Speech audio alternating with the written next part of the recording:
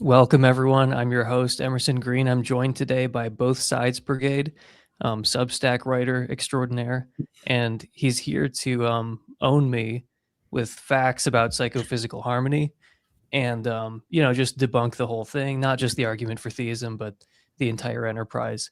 So would you like to introduce yourself a bit? And we'll start talking about some reasons to be skeptical of psychophysical harmony. Yeah, well, I appreciate you having me on. I'm nothing special, but I run that both Sides Brigade on Substack, and just I'm interested in this kind of stuff, and have been writing about it for a little bit and reading some stuff. So hopefully, we can have a brutal, hard knockout debate on this that ends with me declaring complete and total victory. Of course, not only just on this subject, but really on every subject. So anything less than that, I'll be disappointed. So okay, you should potentially prepare yourself for disappointment then in that case. I always do. Okay. So I assume that most people listening to this will have some idea of what psychophysical harmony is, but I guess we should at least say like a couple sentences about it. I just take it to be the somewhat surprising fact that the internal mental world and the external physical world, including our behavior, lines up in a rationally appropriate way. So our phenomenal states kind of like justify our behavior, or we're, accurately representing the external world. That seems like not very alarming or surprising at first, but I guess we'll get into that. But there are some reasons to think that it is unusual. Like it actually wasn't a given that it would be that way, and we're very fortunate that it is that way. Most people know about it because of an argument for theism from Dustin Crummett and Brian Cutter. And you got to separate those two things. Like there's the problem of psychophysical harmony, which was commented on like before, that existed prior to the argument for theism. And then there's the argument for theism from psychophysical harmony. So like, I think you're skeptical of like, the thing itself and also the argument for theism, whereas I'm only really skeptical of the latter. So I think that'll be interesting. But what do you want to add about just what it is that we're talking about? Yeah. So the first thing I'd say, right, just right at the front, is that a lot of what I am going to say today is going to be sort of like in quotation marks, because in real life, I'm really partial to like illusionism and a priori physicalism and stuff like that. And so, there's a sense in which, if you were to ask me just as me, kind of, what do you think about this? I would say, I don't think there are psychophysical laws. And I think the entire thing kind of just doesn't even get started. But, it's not really that exciting to talk about it that way, because then, things just devolve into a debate over illusionism, and most people aren't illusionists. So it's, good to have kind of unfortunately, hasn't the light of illusionism hasn't reached them yet. So it's good to have some, arguments or ways of thinking about it where you kind of do take for granted the idea that at least there's something there to talk about, right? Because I think once you do grant the idea, then like you say, there is something to be concerned about, or something to at least, be surprised about, even if, like you said, when you first think about it, it doesn't seem that weird. But then when you kind of shift your perspective on it, it does start to seem like something you'd at least, want to ask more questions about. The one thing I would maybe want to clarify, and this is like not a controversial thing. In fact, a lot of times the people who are proponents of the argument will point it out too. But like a lot of times what throws people off is this idea of, they hear about psychophysical harmony or just the concept of sort of harmony. And they think in their mind something like, oh, wouldn't it be terrible if like when you slam your head against a brick wall, it feels really good. And then because of that, everyone goes out and slams their heads on brick walls, and everyone dies. Oh, that's so terrible. How lucky it isn't like that. But that's not really the point, right? Because in that world, that's not actually a disharmonious world. It's just like an unfortunately harmonious world. You know what I mean? Like in that world, if you slam your head against the wall and it feels really good, that's a bummer, right? That's really bad for the way you're going to go on acting. But if you respond to that good feeling appropriately, like let's say it's just unbelievably pleasant, like it's the greatest experience you could ever have, so you just do it over and over again to have that experience and then you die or whatever, like that's unfortunate. But that's not the kind of disharmony we're talking about, because that's actually harmonious, just with like an insane harmful experience, right? The type of disharmony we're talking about is where you have experiences and you react to them in the ways we do now, but the middle link of like your psychological experiential, phenomenological experience, that's what's really weird, right? So like, the classic example, and I'm trying to remember if this is the example that they Cutter and Crummett use in their actual paper. I think it is like, someone puts their hand on a stove and they feel intense pleasure, but they still pull it back and say, ouch, that hurts, and then make sure to never put their hands on stoves anymore, right? Like, that's the kind of disharmony, not where the experience is just weird, but where the experience and the behavior, like from the outside, look like they're matching up, but inside there's something totally unrelated going on, or totally inverted or whatever, right? So like, for me, that's the number one, misunderstanding isn't the right word, but that's the number one way I think people like try and translate the concern in their mind, when that's not quite what we're getting at, right? So I just think that's the big idea is, from the outside it looks good, and it's on the inside, that's the disharmony between the inside and outside, not between like just what you wish you liked, or how you wish you behaved and how you actually do. Yeah. No, that's a really good clarification, because there's sometimes when I think of examples of disharmony, I've noticed there are kind of two sort of categories, and like in the paper, at least as far as I remember, they focus a lot more on one type, like almost to the exclusion of the other type. So like, even like in the opening, they talk about like a rationally appropriate pairing between mental states and the behavior of that individual. Mm-hmm. But they don't talk as much about, pairing up things correctly between your internal states and just the external world. Yeah. Like beyond your behavior. Because, if all that stuff counts as disharmony, then the number of cases of disharmony kind of explodes, because Yeah, for sure. hallucinations, those are all cases of disharmony. False beliefs are cases of disharmony. Yeah. And I think they are genuine cases of disharmony, but they seem relevantly different from cases where, like, your internal states don't really justify your behavior. That's Yeah, like kind of a exactly. different kind of disharmony. Yeah. But yeah, that's, so like John Nash believed that there were these people around him who didn't exist, and he actually was responding harmoniously in a sense. Yes, exactly. Like Yeah. you're saying, like his phenomenal states totally justified his behavior. Yeah. It's actually totally unclear, like, what would be a more harmonious, set of behaviors that would pair, like, given his hallucinations of other people and like persecution and so on. Actually, his behavior made perfect sense. Yeah. But, And go ahead. But those people weren't real. Yeah. Well, I was gonna say that's this is a totally unrelated thing, but I know you love aliens, right? So it's a good connection. There's a great book, and I think the title is very unimaginatively. I think it is literally titled like "How People Come to Believe They've Been Abducted by Aliens." I think it's like literally that title. I think Clancy is the woman who wrote it, and she talks a lot about how a lot of people, she studies these people who make these abduction reports, and how oftentimes they have these more fundamental experiences, like you're saying, where like if you had that experience, you would believe you had been abducted by aliens, right? And like that would actually be the best explanation for your experience, right? And so even though they're behaving in very bizarre ways and making all sorts of weird claims or whatever, it's like if you had that experience, she has this one story about this one woman who didn't think she was abducted by aliens, but she was mentally ill and had a persistent delusion that she had like a beehive in her head, like that insects were in her head. And she said the person was, severely mentally ill, but they also actually had an auditory disorder that caused them to have tinnitus or whatever, that caused them to hear like a consistent buzzing. And she was like, it's interesting that person, if in your entire life, you're always hearing this buzzing noise and you have these sort of things, like it's not weird that they might come to that as being the explanation.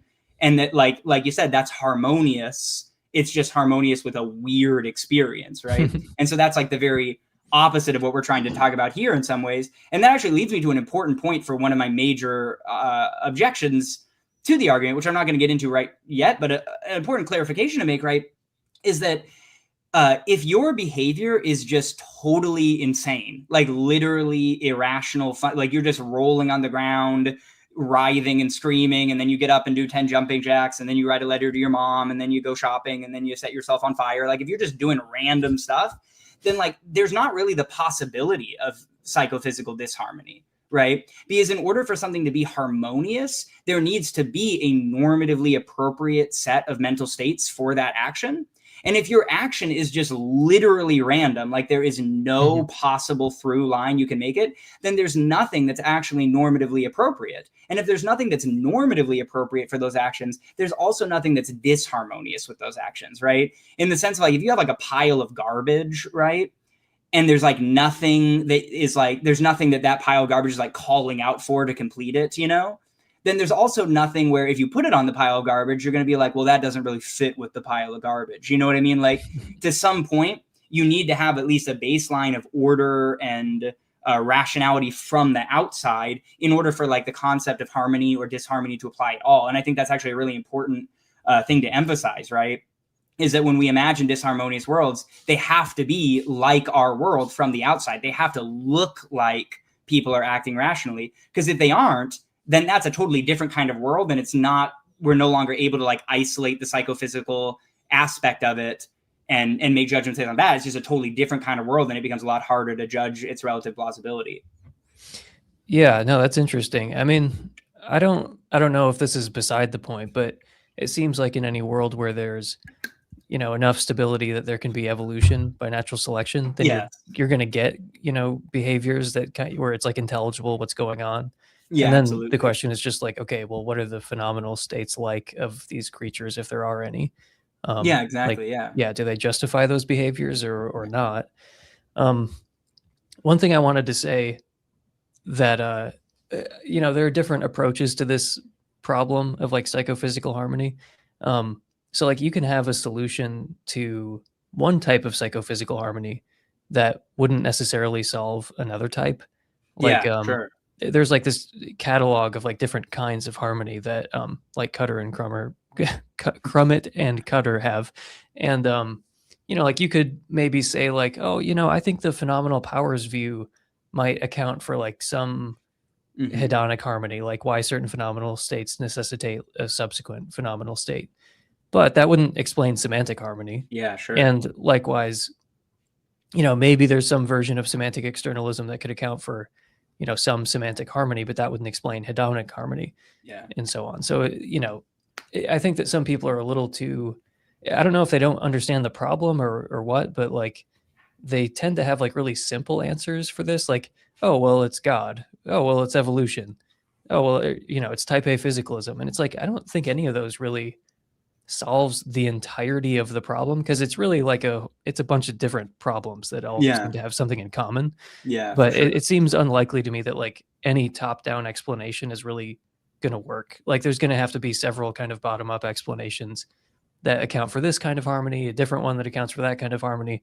That's just my view. Like, yeah, no, I think you're kind of, yeah. As I say, I think you're totally right about that, right? I think that you know, it's interesting too, because there are also a lot of background assumptions that you have to have in philosophy of mind that are going to determine like where the boundaries of those things are, right? Like a big debate among people who are like dualists or of any kind, right? Is like what is on the mental side and what is on the physical side, right? Like there are some, you know, people would say, you know, the only mental thing is like the pure phenomenology, like the qualia, but like all of the beliefs are happening on the physical, you know, the physical side, like beliefs are encoded in the brain, but it's just sort of a phenomenology that's on this one. Whereas other people might take like a really broad view where they say like every mental thing is, you know, on the mental side of the divide. And there's only like this very, you know, minor connection in terms of like physical movement or whatever for the physical side. And that's going to depend, because if you think that every part of your brain,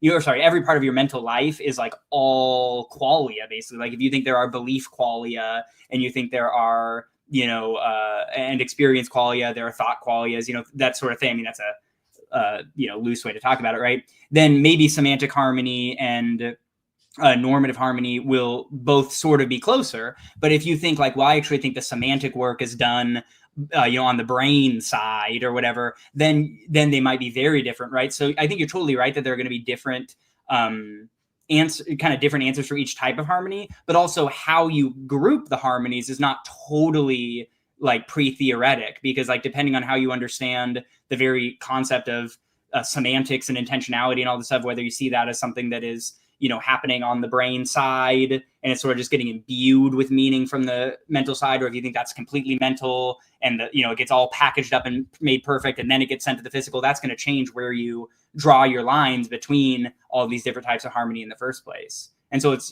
valuable to have arguments that are sort of a little neutral on that, but they can't be so neutral that, like you said, they just become one big explanation for everything.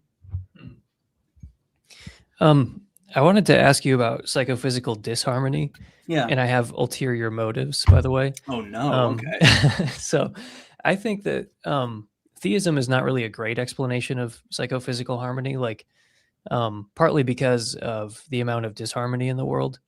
I think that maybe there's some kind of revenge problem that works depending on how you set up the argument for theism, like inference to the best explanation or like confirmation or something like that. And some people think the model of God is relevant as well.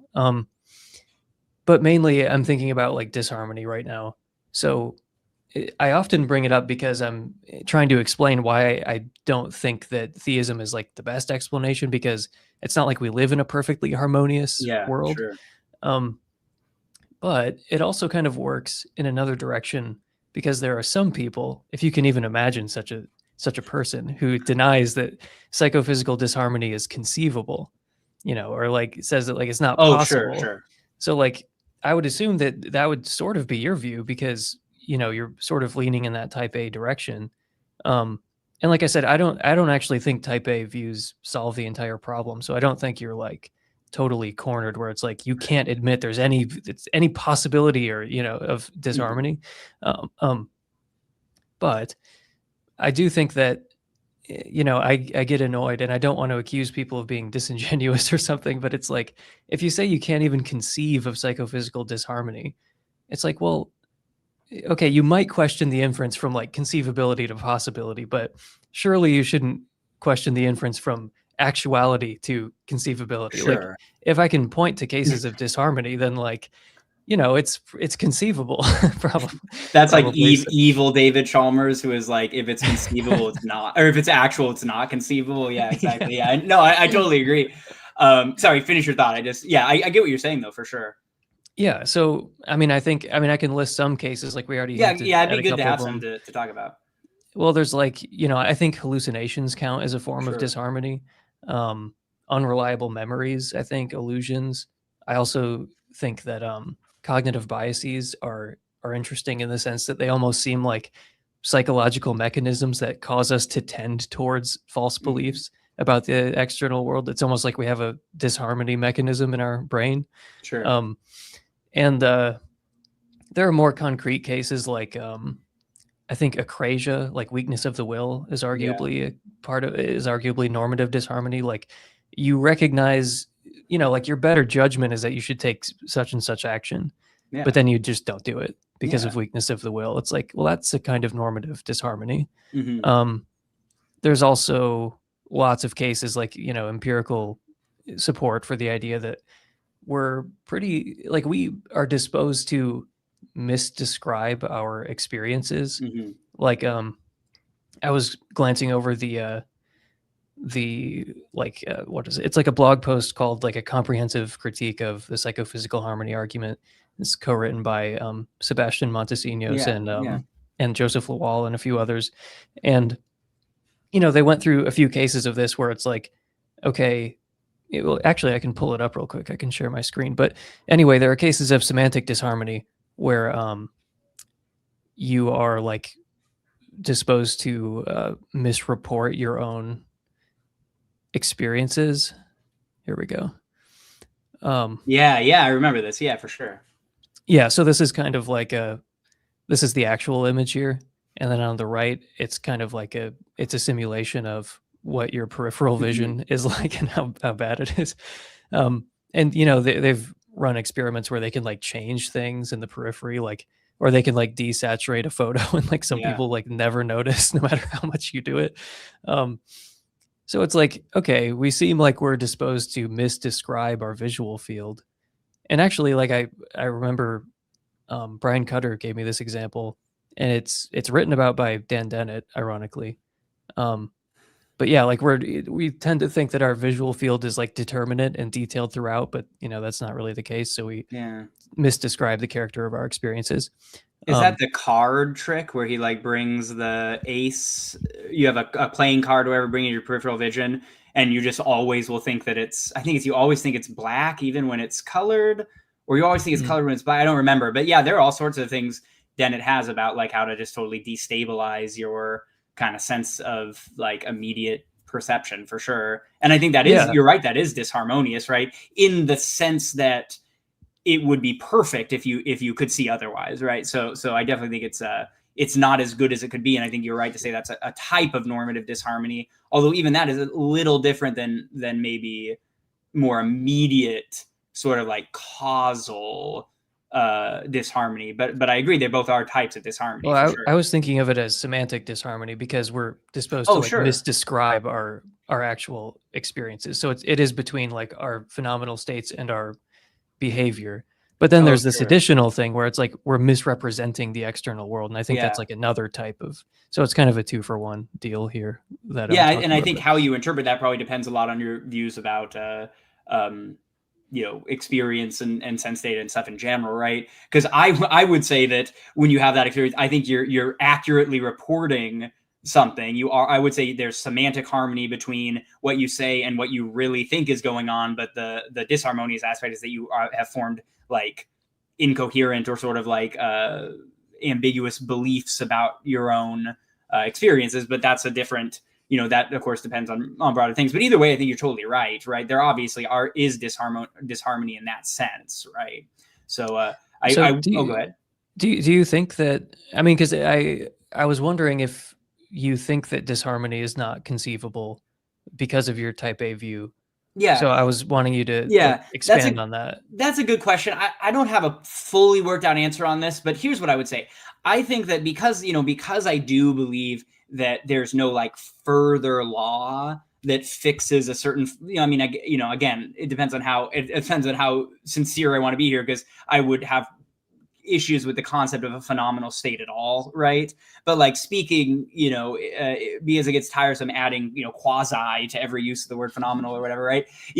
Talking in that way, I guess what I would say is this. I think that disharmony it depends on what you mean when you talk about is disharmony conceivable. What I think is obviously conceivable is that our actual mental hardware, our brains, or if you are thinking about it differently, some mental aspect of ourselves reacts to things in the ways that are not optimal or perfect. 100%. That's, like you said, you can point to that in real life. The difference is, though, I don't think that that's happening because there's some sort of mismatch between the phenomenal state and the self-report or the behavior, as much as I would say that like the machinery responsible for the whole thing has not developed to do things perfectly right. So what I would say is inconceivable to me, or it's hard to say. I don't even want to say it's inconceivable. What I think is impossible, though, right? Like what I say is, whether I can conceive of it or not, and we can maybe get into that later, because I think it's more complex than people think, is the idea that like you could have a certain physical state and that everything could remain exactly the same, but that physical state be associated with different sorts of phenomenal experiences. Like that kind of disharmony or harmony, I guess, is what I am saying I don't accept, right? Is the idea that there is a possible different match between like a physical state and a mental state.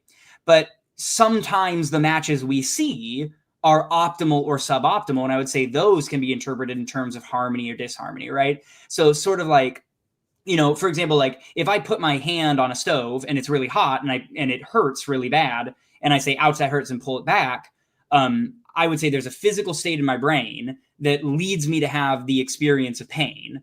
And then I pull back as I should, right? Whereas I'm trying to think, I can't even, maybe there's some really unhealthy food, right? And I eat it, and it, I know it's unhealthy, or maybe even tastes a little off, but for some reason I just keep eating it. Like that's disharmonious. And I'm talking from my own personal experience here. We've all been there. But, in that sense, I would say that's like disharmonious in a normative sense.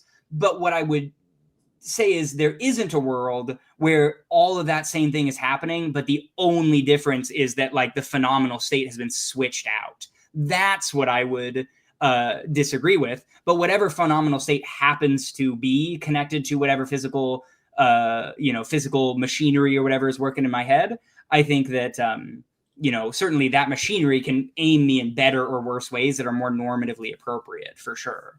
Yeah. Okay, so that clears things up for me a little bit. So, because it just sounds so crazy on its face to be like, well, hallucinations are actually ruled out by the type A view. It's like, no, of course not, right? I mean, maybe right. a hallucination is a good example, right? Like, let's say that I, do take a drug and I look out and, taking a drug makes it too complex. Let's just say I have some sort of mental break and start seeing hallucinations, right? Like, that's clearly disharmonious. I think there are some people who take this sort of like normative nihilism where they're like, well, every state is just as good as any other, and that's one way to get out of it. But like, I don't buy that. I'm a realist about that stuff, so that's not open to me. But I would say in that situation, like what's going on is bad. It's not the way it should be. It's a mess. But if I were to ask why is it going that way, I'd say, well, there's probably some reason that evolutionarily my mind developed in this way, that when certain things happen, they break down and the visual center produces this. And in every step of the way there, I would say there's only one way that could be. Not historically, I could have developed differently, of course, but like at the moment where, some synapse in my brain fires wrong and I start hallucinating, I would say it couldn't be that same synapse fires wrong and instead I have a totally different hallucination or a totally different normal experience, right? So I would say I accept harmony and disharmony as like normative judgments about how like appropriate our behaviors are. But what I don't accept is the idea that they could ever be scrambled in the way that a lot of these arguments sort of rely on, right? So that's sort of the distinction I'd make. But you're right that no one should say like, oh, everything is always harmonious by definition. That's not true, of course. Right. Well, they wouldn't say it's harmonious. They would just say, well, like it is I what can't, it is. I can't even conceive. Yeah. I can't. It is what it is. But I just get annoyed when I've encountered people who say like, well, I can't even conceive of disharmony. Like people should stop saying that, or they should stop saying that disharmony is impossible or something. It's like, no, it's actual. So it's definitely possible. Yeah, for sure. And if it's not conceivable, that's a you problem. Yeah. But like, no, what you're saying does make sense to me. It's like, okay, given this physical state, there is going to be this disharmonious or harmonious mental state. Yeah. And it doesn't come down to some psychophysical law on your view that those things just happen to be connected in that way, which that would be a vulnerability of the type B view. Because it seems like what you're saying is you don't think there's an epistemic gap. So you're still like leaning in that type A direction. Yeah, I mean, I think there's an epistemic gap right now, of course, right? But I think that if you were, in the Mary's room sort of thing, right? Well, I mean, it's hard to understand exactly what that would be because you'd be like, I guess you've never had experiences, I mean, even stipulating that in the traditional way is tough. But yeah, what I'm saying is that there's nothing over and above all the physical facts of the situation that would be that you also would need to know in order to determine what every physical state feels like from the inside, right?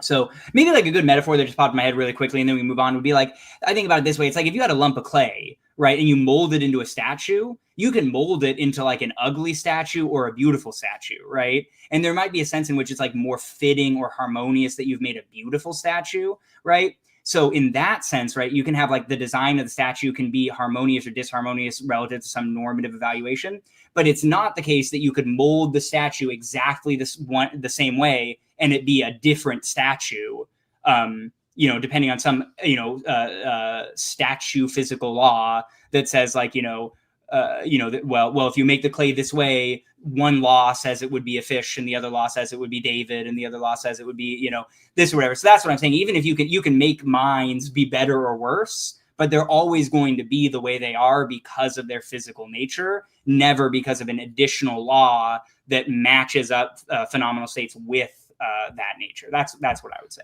Yeah. Okay. Yeah. I think I understand your view. I mean, it sounds like you're saying there's like a constitution relationship maybe between like the physical stuff and the, the quasi phenomenal stuff. Yeah, yes. I mean, I don't think anyone's getting too wrong if they say that there are quibbles with the idea of constitution and all that, but yes, I think that's a good way to understand it. Yeah. Okay. Yeah, no, I've used that analogy before, to try to like defend the zombie argument, where it's like, well, look at this case of a statue. Yeah. Like you can clearly see that if you have a piece of marble shaped in exactly that way, it's the statue David. Like there doesn't Yeah, have to be exactly. some Yeah. other law of nature or something. It just kind of comes for free. Yeah. It's like entailed. You can, Yeah. you can see that, setting aside worries about like our contribution to making it a statue, like Yeah, of course. if we're Yeah, of just, course. I guess yeah, there are all sorts of, depends on, yeah. It's hard to make yeah, any example without like intersecting 10 other unrelated philosophical issues, I guess. yeah, But yeah, but that's, yeah. that's generally it. Yeah. So you said though you wanted to like set aside that view and kind of accept the more Yeah. type B view for the sake of some of your objections to Yeah. psychophysical harmony. I'm interested also in the type A stuff though.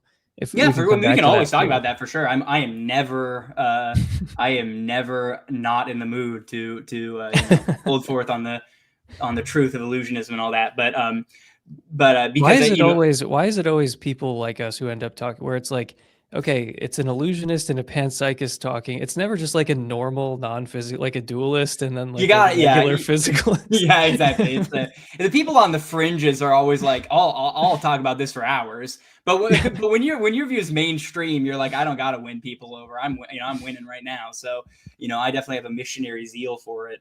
Yeah.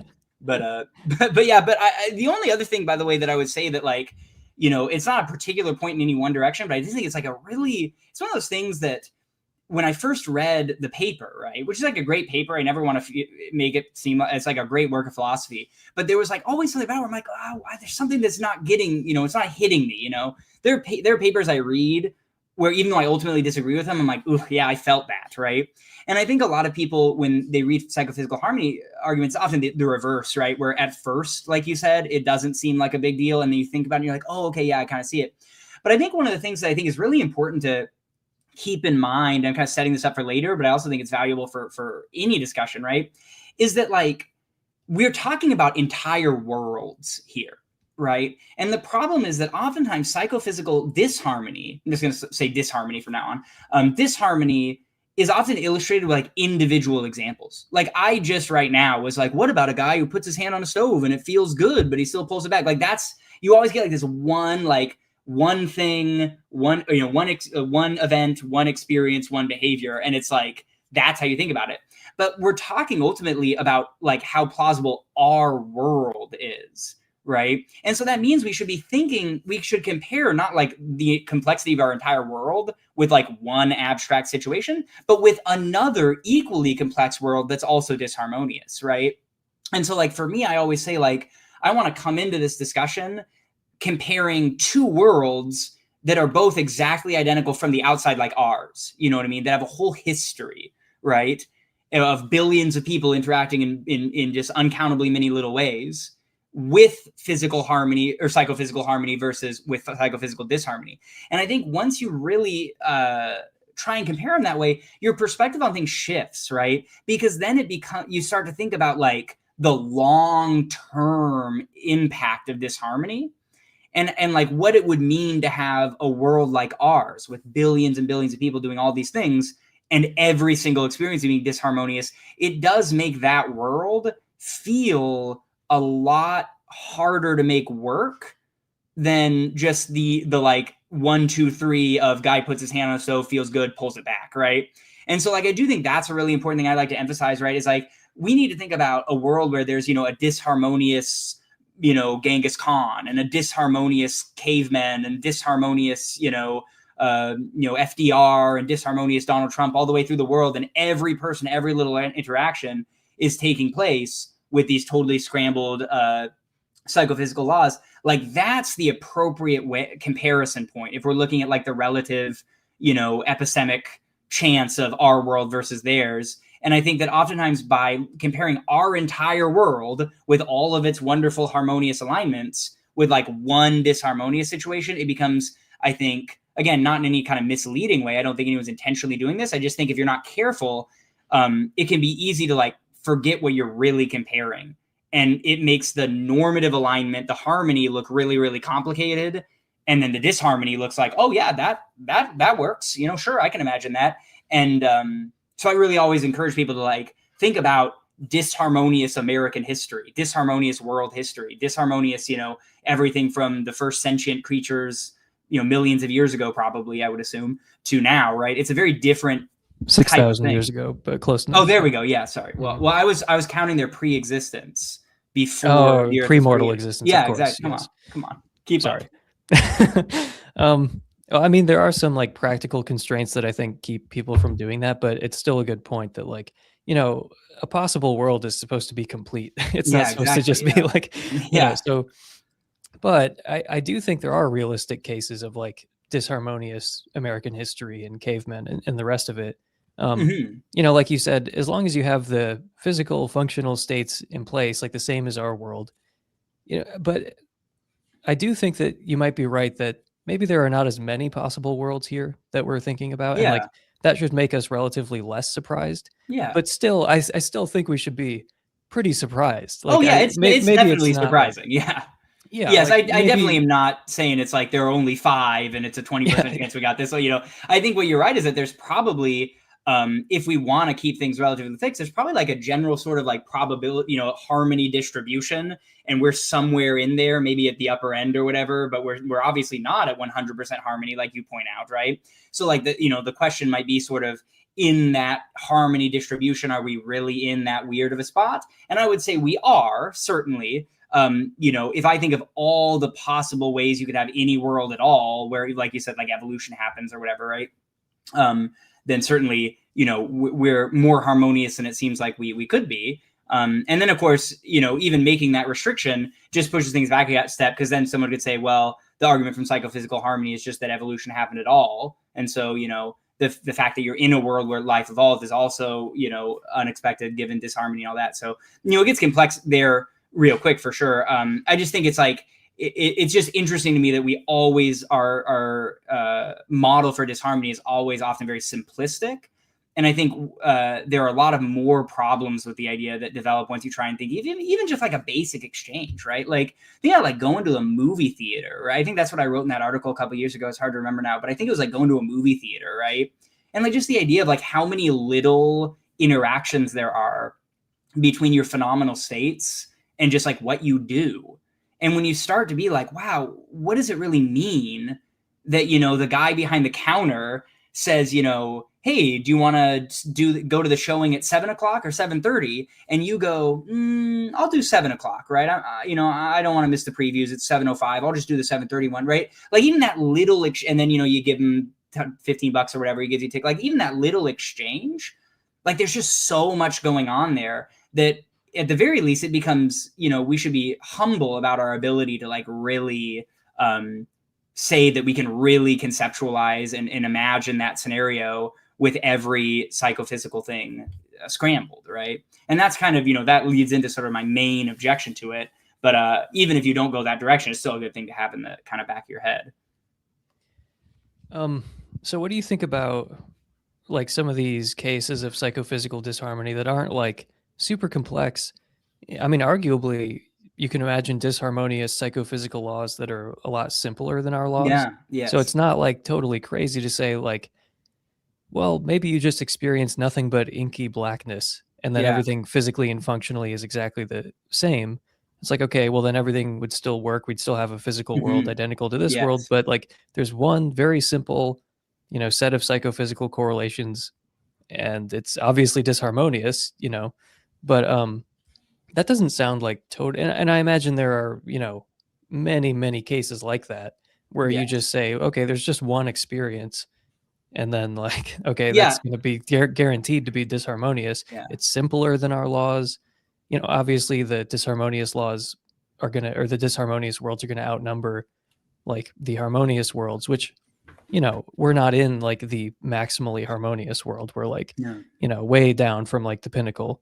And so that's actually a really important clarification I probably should have made, right? Is everything I just said, right, only applies to like an interactionist model, right? Because you're 100% right that like if you are an epiphenomenalist where you think there are just sort of these correlations between physical states and mental states, then it's very different, right? Because then you're right. There's no, your mental states aren't causing anything anyway. So you might, so you could put in anything you wanted, right? So yes, and that's why I've often said, like, if I was a more traditional, like type B physicalist, right?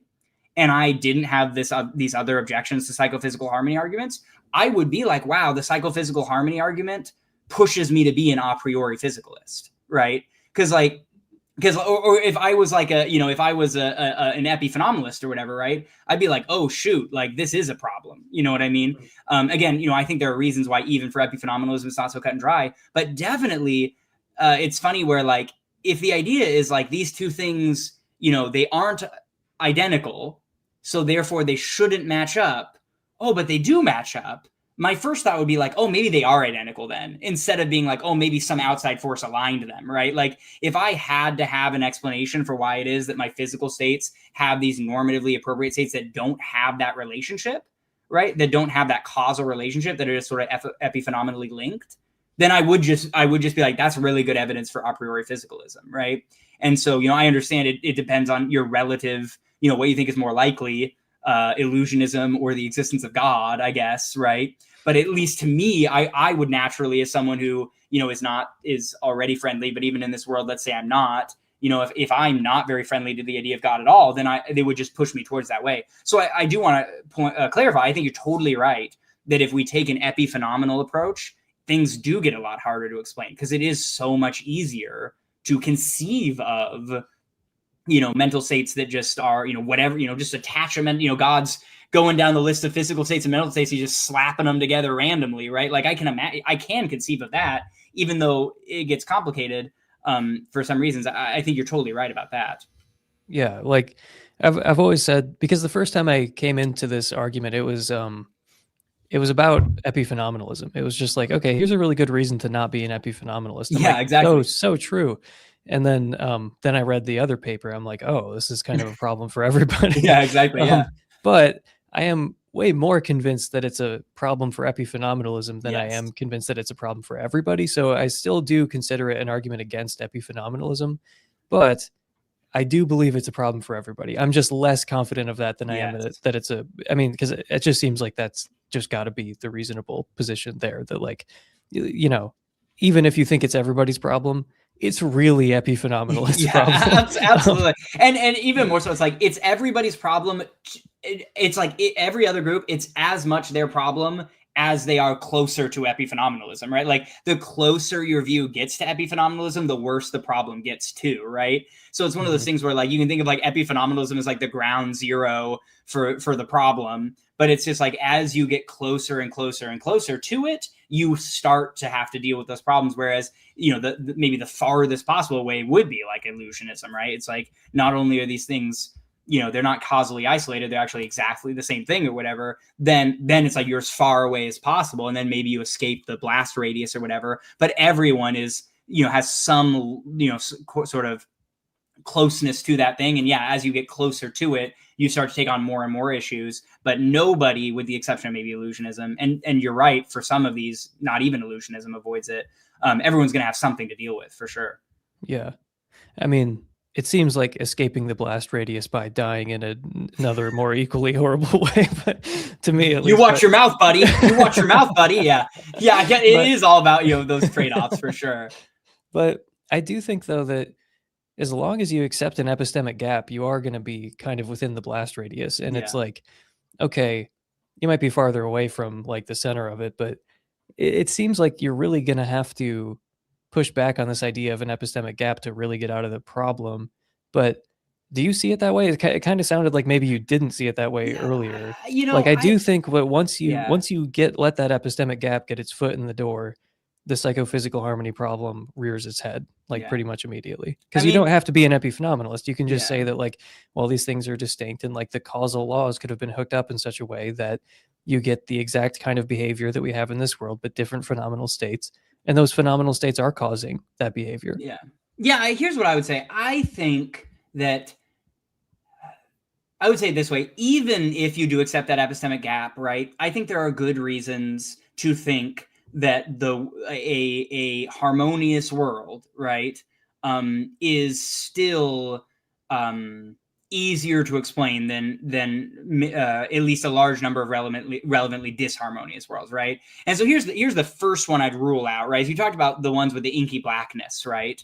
So, and, or, just TV I was stats. going to say, I don't think what I just said actually is very amenable with like the inky blackness case, because that's the Yeah. same phenomenal state, but it's causing all these other different kinds Well, of that's exactly behavior. what I was going to say, right? So, Is that yeah. even if you're like a hard Humean about causation, right? Even, and again, I don't want to get Hume wrong, so I'm not going to try and list off exactly what his criteria were. But, he talks about things, that no one gets angrier than Hume fans when you misrepresent him on anything. So I don't want to, we're already on bad terms. So, but, whatever he talks about, right? He talks about things like, you need consistency and like identifiable relationships, right? And so like, to me, if you are actually believe that mental states cause physical states, but you're like, there's this one mental state that causes like every possible behavior there's ever been in all of human history. Like, to me, that is close to inconceivable. In fact, I would go so far as to say I think that is inconceivable, right? I think you can imagine a sort of epiphenomenal situation like that for sure. But to me, like the idea of conceiving of one experience, one tone of sound or like one static or whatever causing literally every event, like I don't feel like I know what that means, right? I just feel like a basic thing for causation is like some sort of relative, like when this is here, this happens, when it's not there, it doesn't happen, right? Or like some sort of counterfactual test, if you're not taking that Humean approach. And like both of those don't really make sense, right? Like, if you were like, what would it be like if I wasn't experiencing the inky blackness? It'd be like, well, we don't know, because you're always experiencing it. And every single thing is compatible with experiencing the inky blackness, because everything you've ever done, it was there. So I do think like, in order to be disharmonious, to even be like a disharmonious world to be even relatively coherent, it does need to be like at least isomorphic to our like actual states, right? Like you would need to be swapping things in and out. You couldn't radically simplify, or I guess make radically more complex, without starting to like lose a handle on the causal relationship that is supposed to be what you're conceiving. So definitely, I rule those out. I think you might have gotten me to admit something that I think is pretty amazing, which is that there are certain cases of disharmony that are actually inconceivable. Like, there we go. So and the stream here, I'm going out on a high note. Yeah. Well, no, I mean, it makes sense. It's like if it's all just one experience, but it's causing me to raise my left arm, it's causing me to say, I love bananas, it's causing animals to mate. It's like, okay, so A is causing B, and it's also causing C and D, down like an infinite list of behaviors. And it's like, but there's no difference between A and any of these cases. Like, what on earth? It just seems like it's just epiphenomenal at that point. And tighten it up too, because it's also causing A and not A, right? Like it's the thing that causes you to raise your arm and also to refrain from raising your arm, right? And so like it's an interesting thing where it's not just that it causes a bunch of stuff, but that it causes both one thing and its negation with no change in context, right?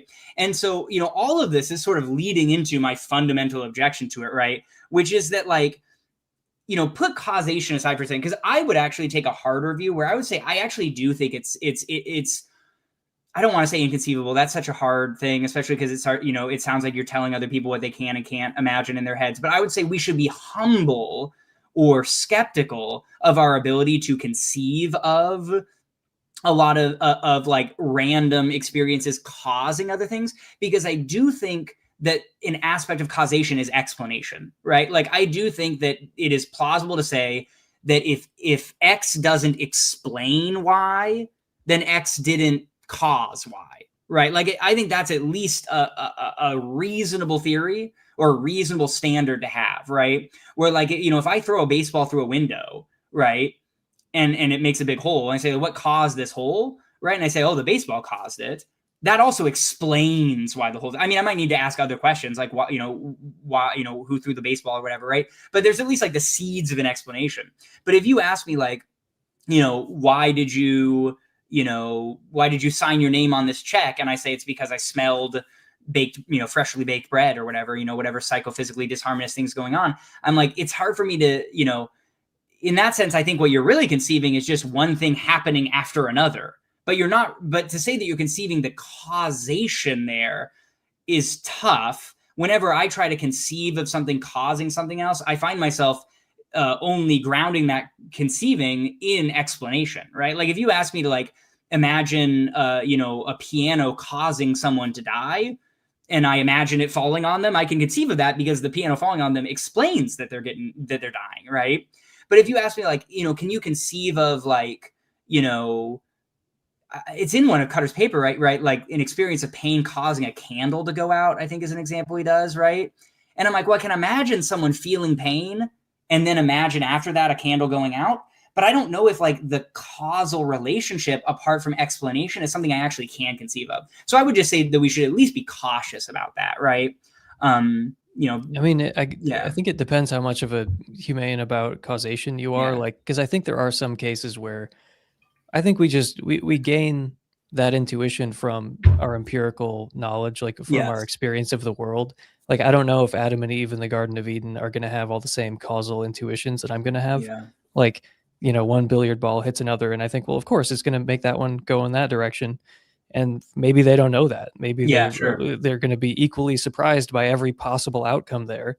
Like, I think that's plausible. There are still cases that you can name, like the ones that you did name, where that doesn't seem right, but it seems like there are a lot of cases where the humane point kind of stands. And I kind of wonder the extent to which these things are just, they're connected in time. We notice that, and then we're like, oh yeah, it explains the one explains the other. I'm like, yeah, I haven't really ruled that out. But the thing about that, I would say, is be careful about that, right? Because if you push that too hard, you undercut psychophysical harmony from the other direction, right? Where if you push too hard on the idea that actually we can conceive of random states, causing these other things, then you start to undermine the idea that there is a privileged normative harmony, right? Like if you say, well, I sort of can imagine pleasure causing someone and explaining why someone pulls their hand back. It's like, well, then, if pleasure can play that explanatory role for an avoidant behavior, then it's like, maybe there isn't this normative, maybe pain doesn't have its privileged status as like the normative complement to avoidant behavior that the psychophysical harmony argument requires that it does, right? And so I think that there's sort of this, and the naturalism next people you're talking about have a great part of this in their thing, where they're sort of like, you sort of do have to steer between two extremes, where if you say, like, the more you say that pain, for example, is intrinsically and automatically directly, you can directly apprehend the badness of pain, like the more you lean in that direction, the harder it becomes to conceive of disharmony, right? Whereas the more you go in the other direction of saying, like, actually, I can understand how maybe in a weird world, pain or pleasure causes avoidant behavior, the more you lean in that direction of the normative role being contingent, the more it becomes easier to say, well, maybe there is no such thing as disharmony, and every, qualitative state could be matched up to any functional state in the way that, like, any color could represent go or stop on a stop sign, right? And I don't think either extreme is reasonable, but I do think that, like, depending on which way you lean, it sort of feels like you sort of weaken the other half of the argument, if you get what I'm saying. I don't know. I don't know if I agree with that, because if you're like a true humane about causation, then it's like, well, yeah, I could imagine like any sequence of events really, and like I don't see why any one of them is more plausible than another. But I don't think that's like a normative claim in any sense. It's just like, it could have been the case that, physical event A is, subsequently followed by physical event B, or it could have been C in some other world. But I mean, what you're saying about, like the normative harmony with pain and pleasure, I don't think the claim is like, well, actually the normative roles are contingent. I think it's like, no, the which physical behavior follows the phenomenal state is contingent, not like the normative role itself, where it's like, oh, well, now I have to think about whether pain is intrinsically bad. Like, I think that you can agree with Hedda Hasselmerk about pain being bad, pleasure being good, and it's in virtue of the feeling of pleasure that you, all else equal, to some extent, want more of it.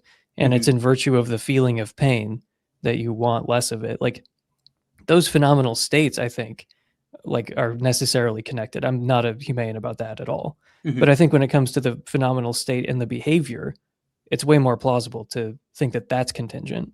But is there? But so when you say that, like the reason you want more of it or whatever is because it feels good. Talking about pleasure, right? But it also seems to me that in the same way, it seems plausible to me that if, like, the reason you want more of it is because because it feels good, then it also seems to me like the reason you engage in pursuing behavior is because it feels good, right? Like, to me, to say that there's sort of like, pleasure is inherently has an inherent goodness to it or whatever, and that when you experience pleasure, you automatically sort of apprehend its goodness and are motivated, like, I guess then in the disharmonious world, are you apprehending the goodness of the pleasure when you experience it?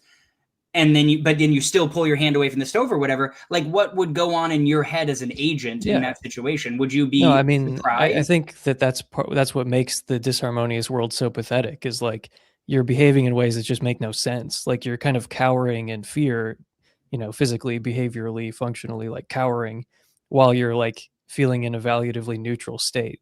That's part of what makes it so For stupid. sure, Like, for sure. But I just think about, like, as an agent, like, is the person who has that experience, right?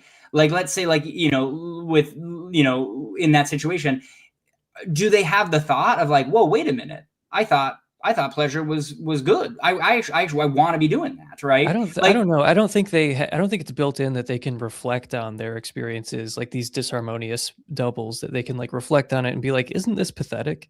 Like, I think it just would be pathetic, and like we can see from the outside that but it's pathetic. how? I don't know. It's necessarily. It has to be the case that they're like, boy, this is odd. But then I guess that's a tension in my mind, because if you are talking about an agent who, like, they experience pleasure, and their experience of pleasure is like a sense of the pleasure being good, right? Like, it just seems to me that, and maybe I have these sort of like illusionist intuitions where I'm always kind of translating the stuff into the language of belief, right? Where maybe it's not propositional in the same way, but like, my thought would be that if you have the experience of pleasure, and pleasure has this inherent goodness to it that you can immediately apprehend, then my thought would be part of that immediate apprehension would be like forming the belief, like, ooh, I want more of this, right?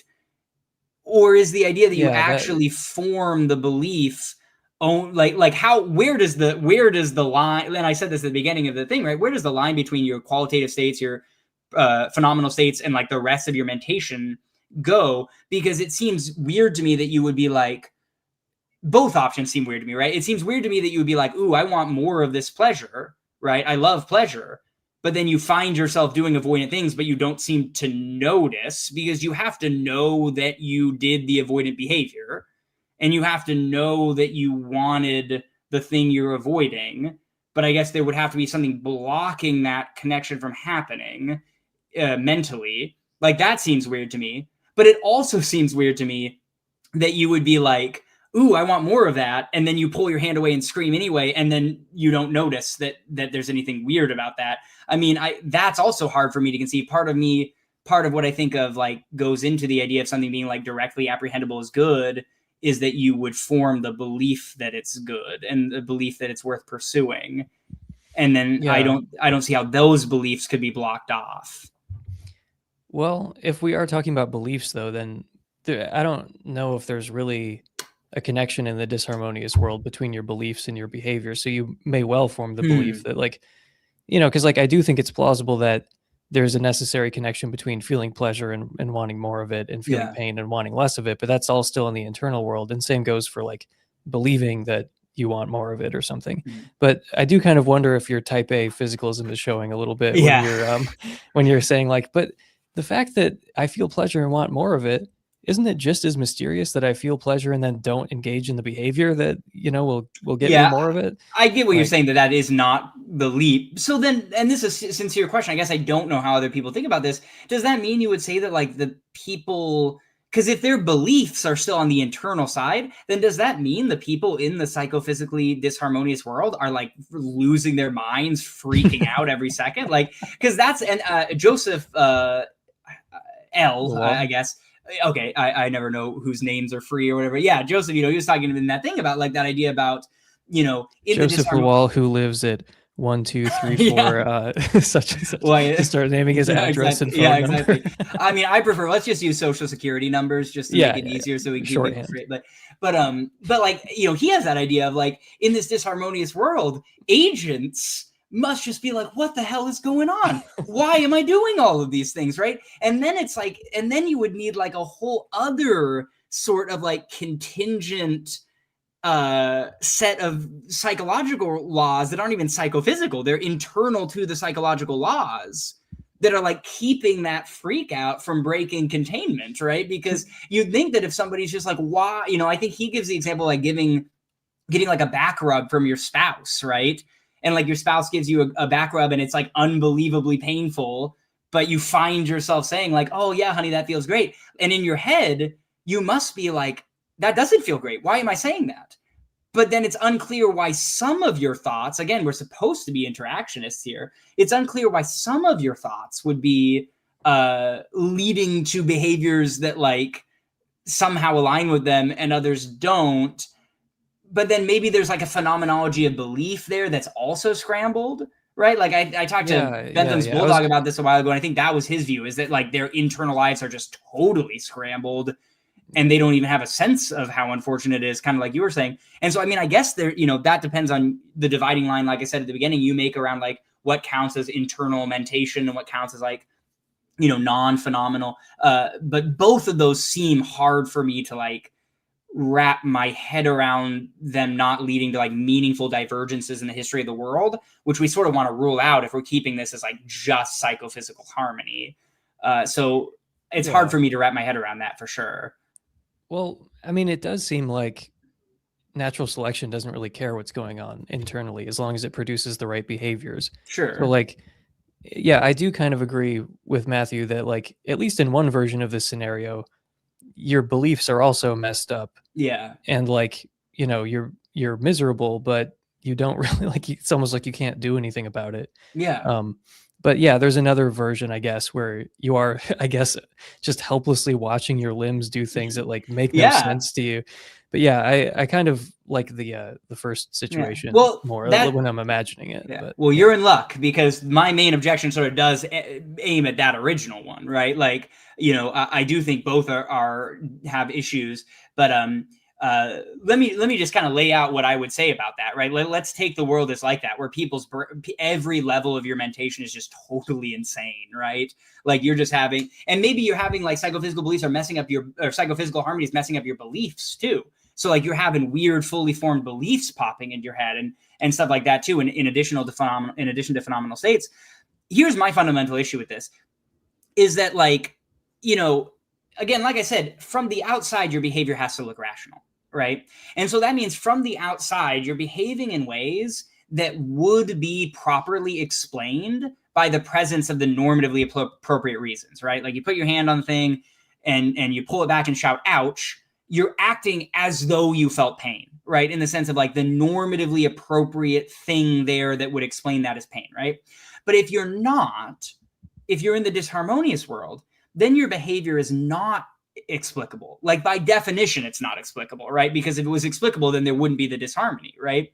So so you're saying explicable. It almost sounds like you're saying it has to like be harmonious, but I mean, I think it could be explicable. It's just like in this world, it's just this mental state causes that same behavior. Okay, so that's where I would really drill down on that, is I don't know what it means to say that like any one thing could explain any other thing, because if I think about, again, we're talking in an interactionist sense, right? Like if I ask like what explains why I pulled my hand back, right?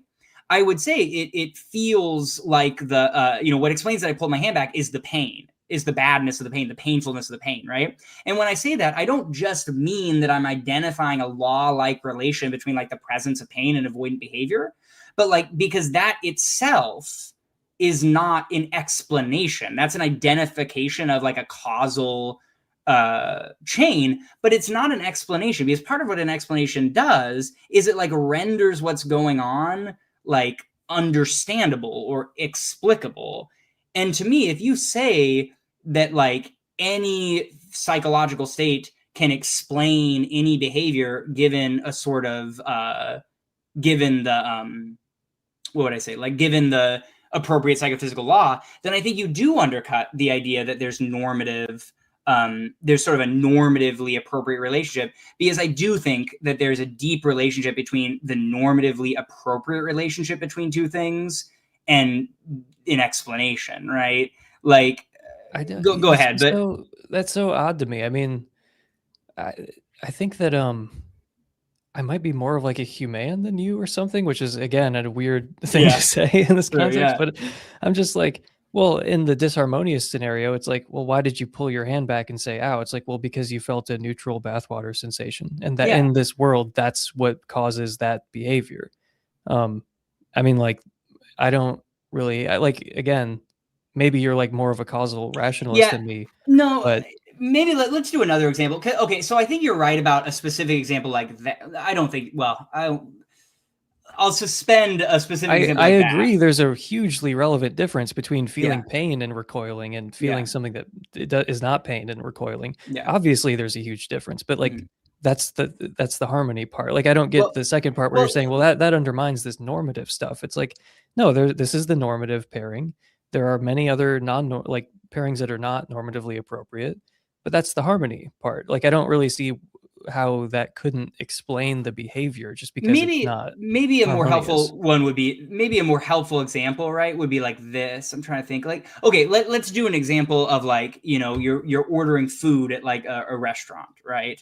Right. So you like sit down at a restaurant, right? And you open up the menu, you look at it, and you ask the waiter, hey, can this be made vegetarian? And they say yes, it can be, but it's $5 extra. And then you pull out your wallet and look at the cash and you say, yeah, I got it. Okay, I'll get that vegetarian, please. Right.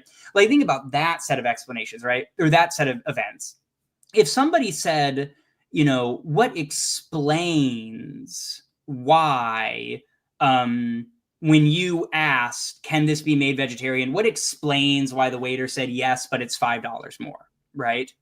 Like maybe talking about it in terms of just being explained or not is not the right way, because I understand what you're saying, that there's some base explanation of like it is because of this, right? I agree with you there. What I mean more is like like a slight digression, right? That is like well, no, I won't even go to that. Just to talk about it directly, I would say in that situation, let's say that's a disharmonious world, right? And then I say, hey, can this be made vegetarian? And the person says, yeah, it's $5 extra, but they didn't hear me say anything, right? Let's say they just had the bathwater experience, right? So we have this weird situation where I say, hey, can this be made vegetarian? And they experience the feeling of being in warm bathwater. And then they say, yeah, but it's $5 extra. In that case, I think you're right that you could explain that in sort of a general way by just saying, in sort of like a brute way, by saying like, it just is the case that the feeling of bathwater in that situation led you to say that, right? But what I would say is that what we should compare is the explanatory power of that versus the explanatory power of saying because you heard what they said and responded appropriately, right? Like let's think about the explanation in the harmonious world and the explanation in the disharmonious world, right? In one, the explanation there is like a fitting explanation. There's not really like a further question about like why they responded that way. If I say, oh, because they heard my question and they gave the response, that explanation is awesome, right? Nobody hears that explanation. I mean, you might want to know more about like how do people hear, how does sound work, what language are we speaking? But like as a general explanation, that's a great explanation, right? Whereas if I were like, why did when I asked for this to be made vegetarian, why did they say it's $5 more? And the answer is because they felt warm bathwater. It's like, yeah, that might be an explanation in a brute sense, but there's no explanation for that explanation, right? That doesn't feel like a place where that explanation stops. Like naturally the question would be like, why is that what explained it, right? Why did the feeling of bathwater result in her saying that? That is like an open question. The only answer is this a brute fact, right? It's just a brute fact that in this universe, the feeling of bathwater under these unbelievably specific conditions, I guess, right, results in you saying that. Whereas in the harmonious world, all you have to do is appeal to a basic principle of normative harmony, right? If I say, oh, in our world, people generally answer questions like in the way that is appropriate, the explanation stops. It's perfect. And not only does that one thing explain that one conversation, but it explains every question that's ever been asked in the whole universe, right? I mean, obviously, there are other situations where we act differently for other reasons. But if we take it as a general rule, like when one person answers a question, that tends to produce a response of, or I should say it internally. When someone has the experience of hearing a question, they tend to respond in a normatively appropriate way. That's one assumption you need to make that will explain every question. Whereas in the disharmonious world, every single question that ever happens individually must be explained by a new brute psychophysical law, right?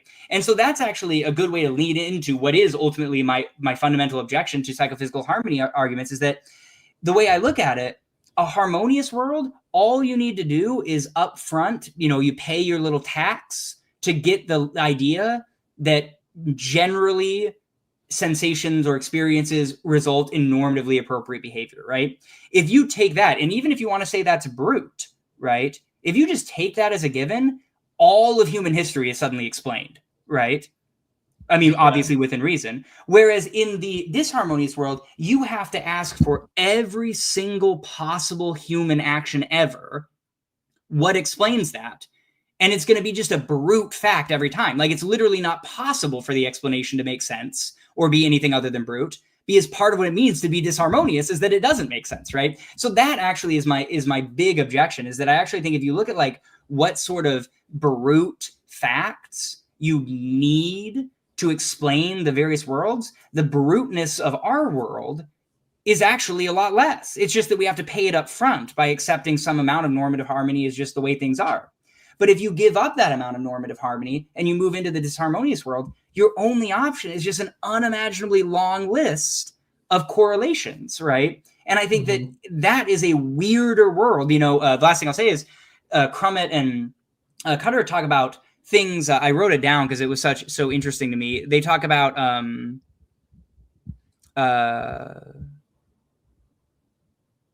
I didn't find, but they talk about things like calling out for explanation or crying out for explanation, right?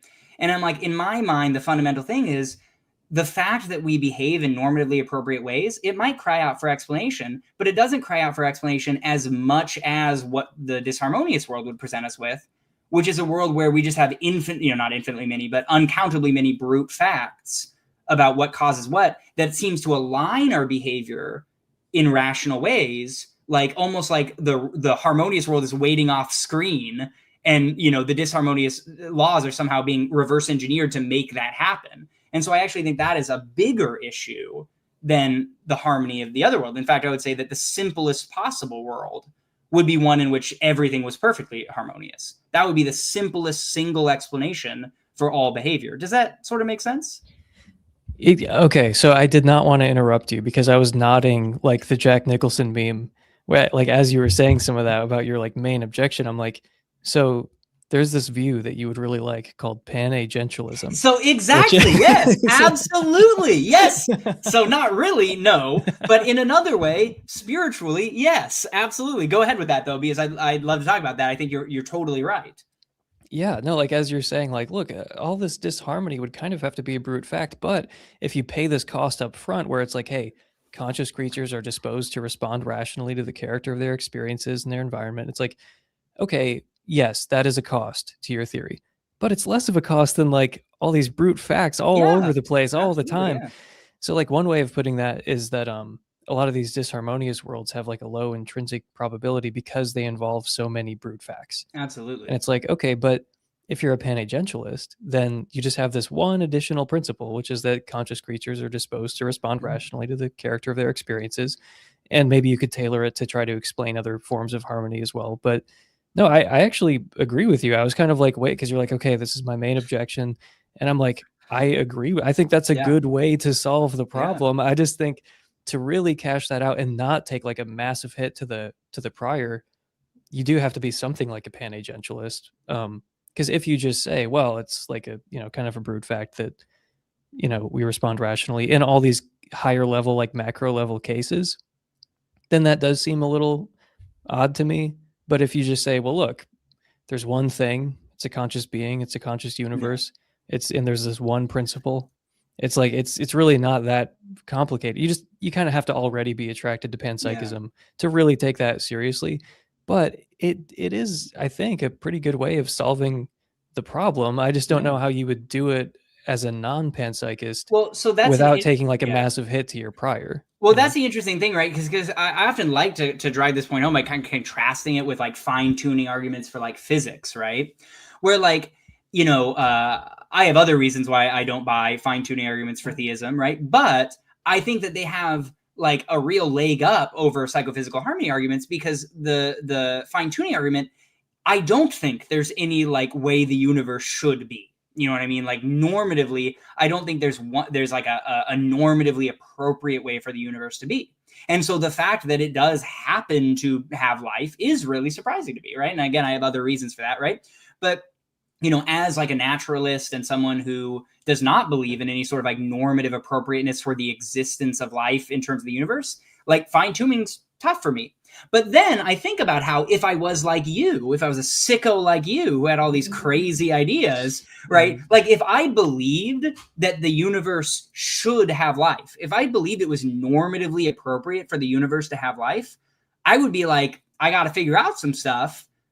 But then it's not that weird that it does have life, right? Like normatively, if the universe should have life, then that seems like a reasonable explanation for why it does have life, right? So that's why, again, I don't buy that view, but that's why I think that view is a really good sort of solution. And it's like, meanwhile, though, the psychophysical harmony argument comes preloaded with the idea that there is something normatively appropriate. There is a normatively appropriate relationship here.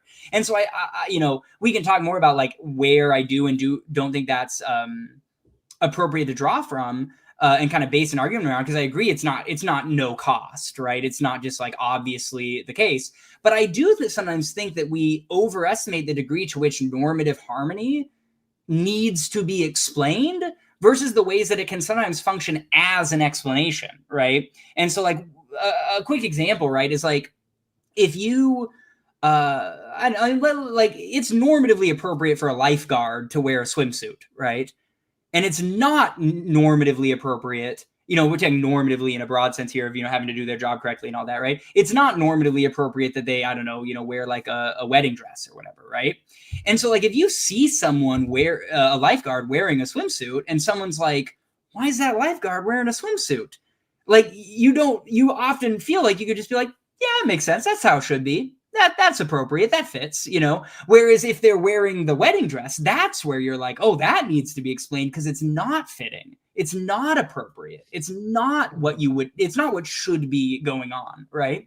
And so in the same way, I sort of, and this is where I'm getting, I'm leaving my hard-headed, analytic physicalism behind and starting to think in broader terms that I'm like, in some sense, I'm like, maybe a good answer for why our behavior is normatively appropriate in this way, if I had to choose this, I'd be like, maybe that's just the way it should be.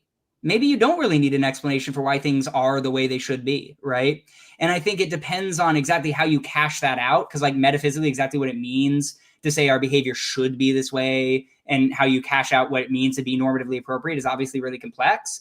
But I don't think it's obvious that normative harmony is actually what needs to be explained. I think you could mount a really plausible defense where you just say, actually, it's always when things don't go the way they should that needs to be explained. But the fact that they should be that way is itself a good explanation. And I at least think that is an interesting avenue, whether you, like you say, take like a pan-agentialist view that makes that, normative connection more, more essential, or not more essential, but more fundamental, more primal, or whether you're just like, just doesn't bother me that things are the way they should be. It doesn't bother me that stuff makes sense. Like maybe that isn't, again, it's a little bit of a cop-out, but maybe it's not, though. Maybe that actually is a reasonable thing to say. I mean, that's my most out there view on this.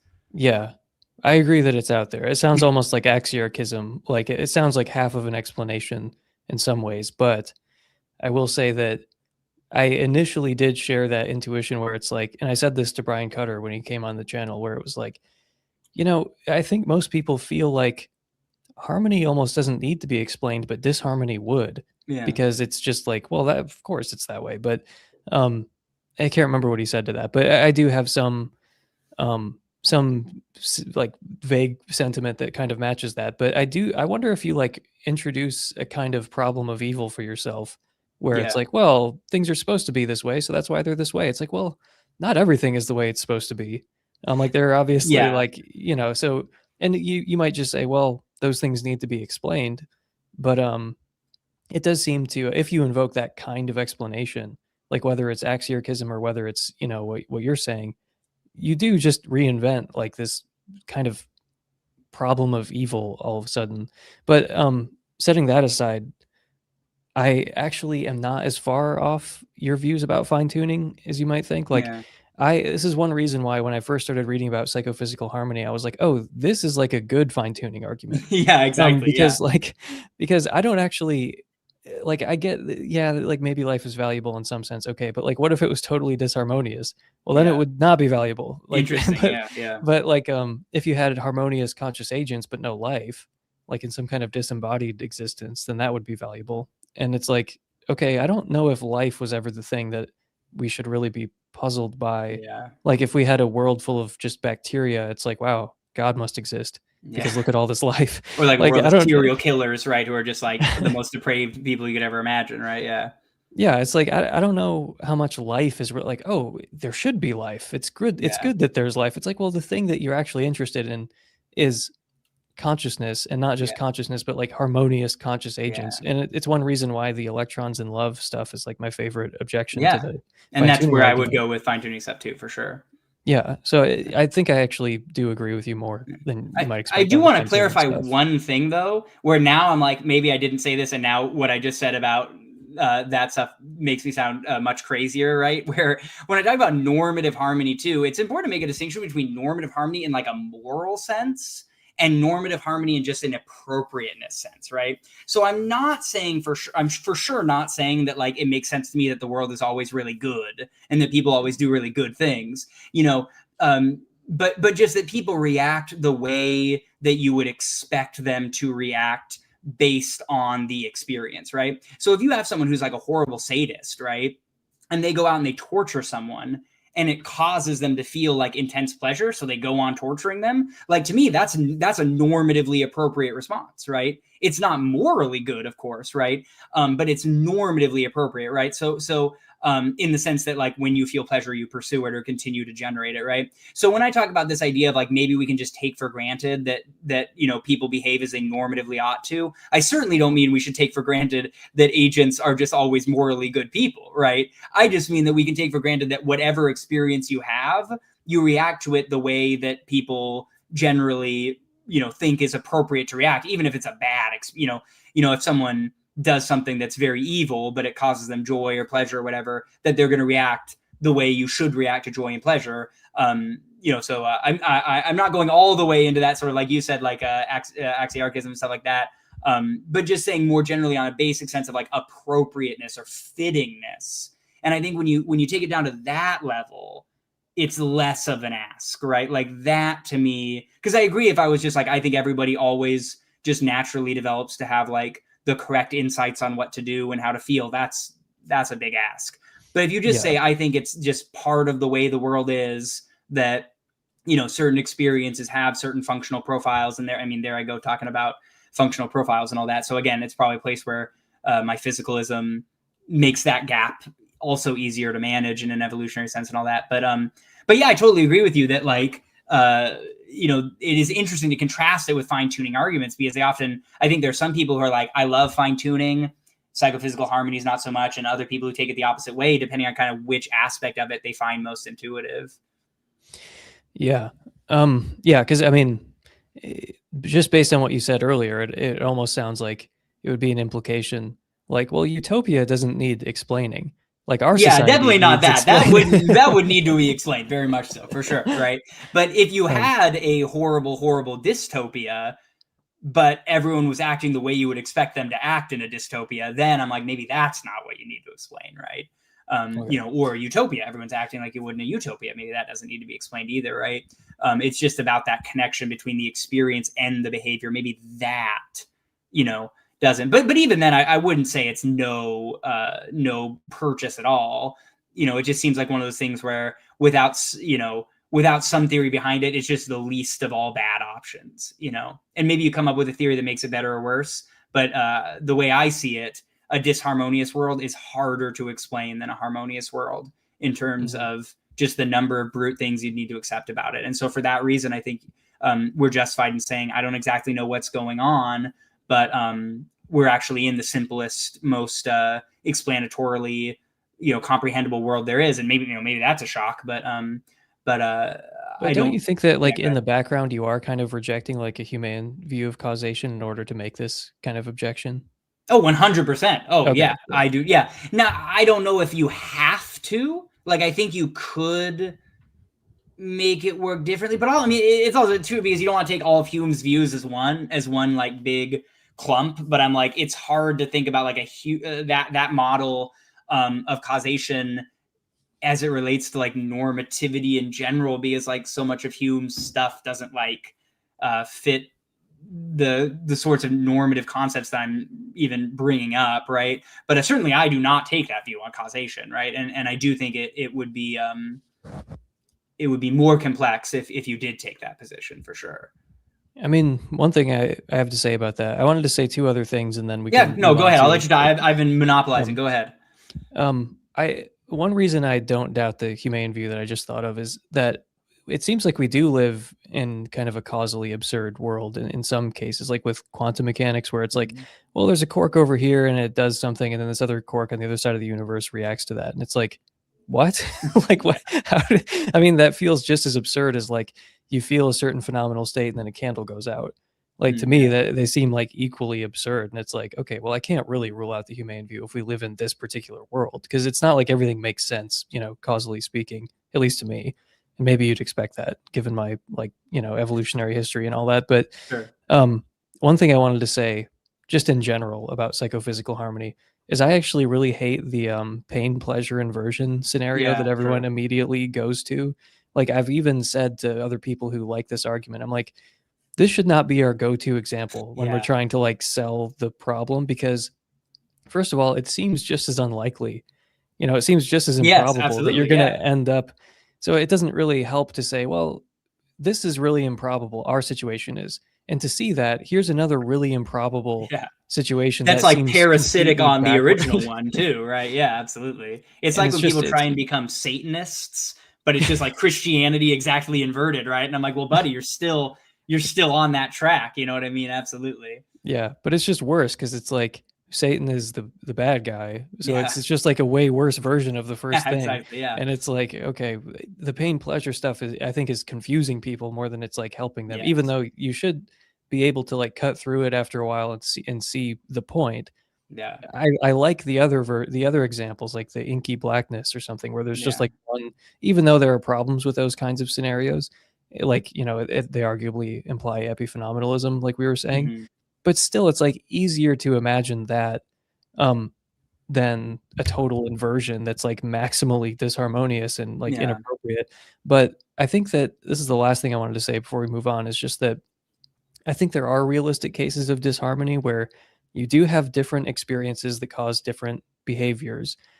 But like, okay, so I've like on and off trying to write kind of like a weird like science fiction scenario where you live in a disharmonious world. I'm trying to like make it plausible, where it's like, okay, it's actually not even that weird that things might have been like this, where because sometimes when I'm just living my ordinary life, I feel like I'm in some kind of fog or like some kind of like dreamlike weird world where like things don't totally make sense to me. I'm just kind of like going with the flow, like I'm doing what I'm supposed to be doing, but it's like I am almost not paying attention to like what's happening around me. And I like just want to turn the dial up on that to the point where it's almost like you are in some kind of dream or something where things don't really make sense, but they work out. They work out externally, but you're not totally aware of even how things are going around you. Like, that sounds realistic to me. Like, we could have been in a world where evolution, goes exactly the same way. And this is not an epiphenomenalist world, but like, you're just kind of in this fog. It's just like, you're like kicking up silt on a creek bed. There's just like, it's kind of nonsense, but it does kind of make sense, but maybe not really. It's clearly not a harmonious world. But to me, that seems like it's like a more realistic version of disharmony where you're just kind of in like a fog, but it's like sort of dreamlike. It's sort of like ordinary life sometimes, you know, if you can imagine someone who's just like zonked out on like Yeah. sedatives or something. But yeah, I've just like on and off been like thinking about that to try to explain to people like why you're actually very fortunate to Yeah. not be in a situation like that, because that doesn't even seem particularly unrealistic to me. Yeah. And I Like mean, that if you, psychophysical laws could have been yeah. like that.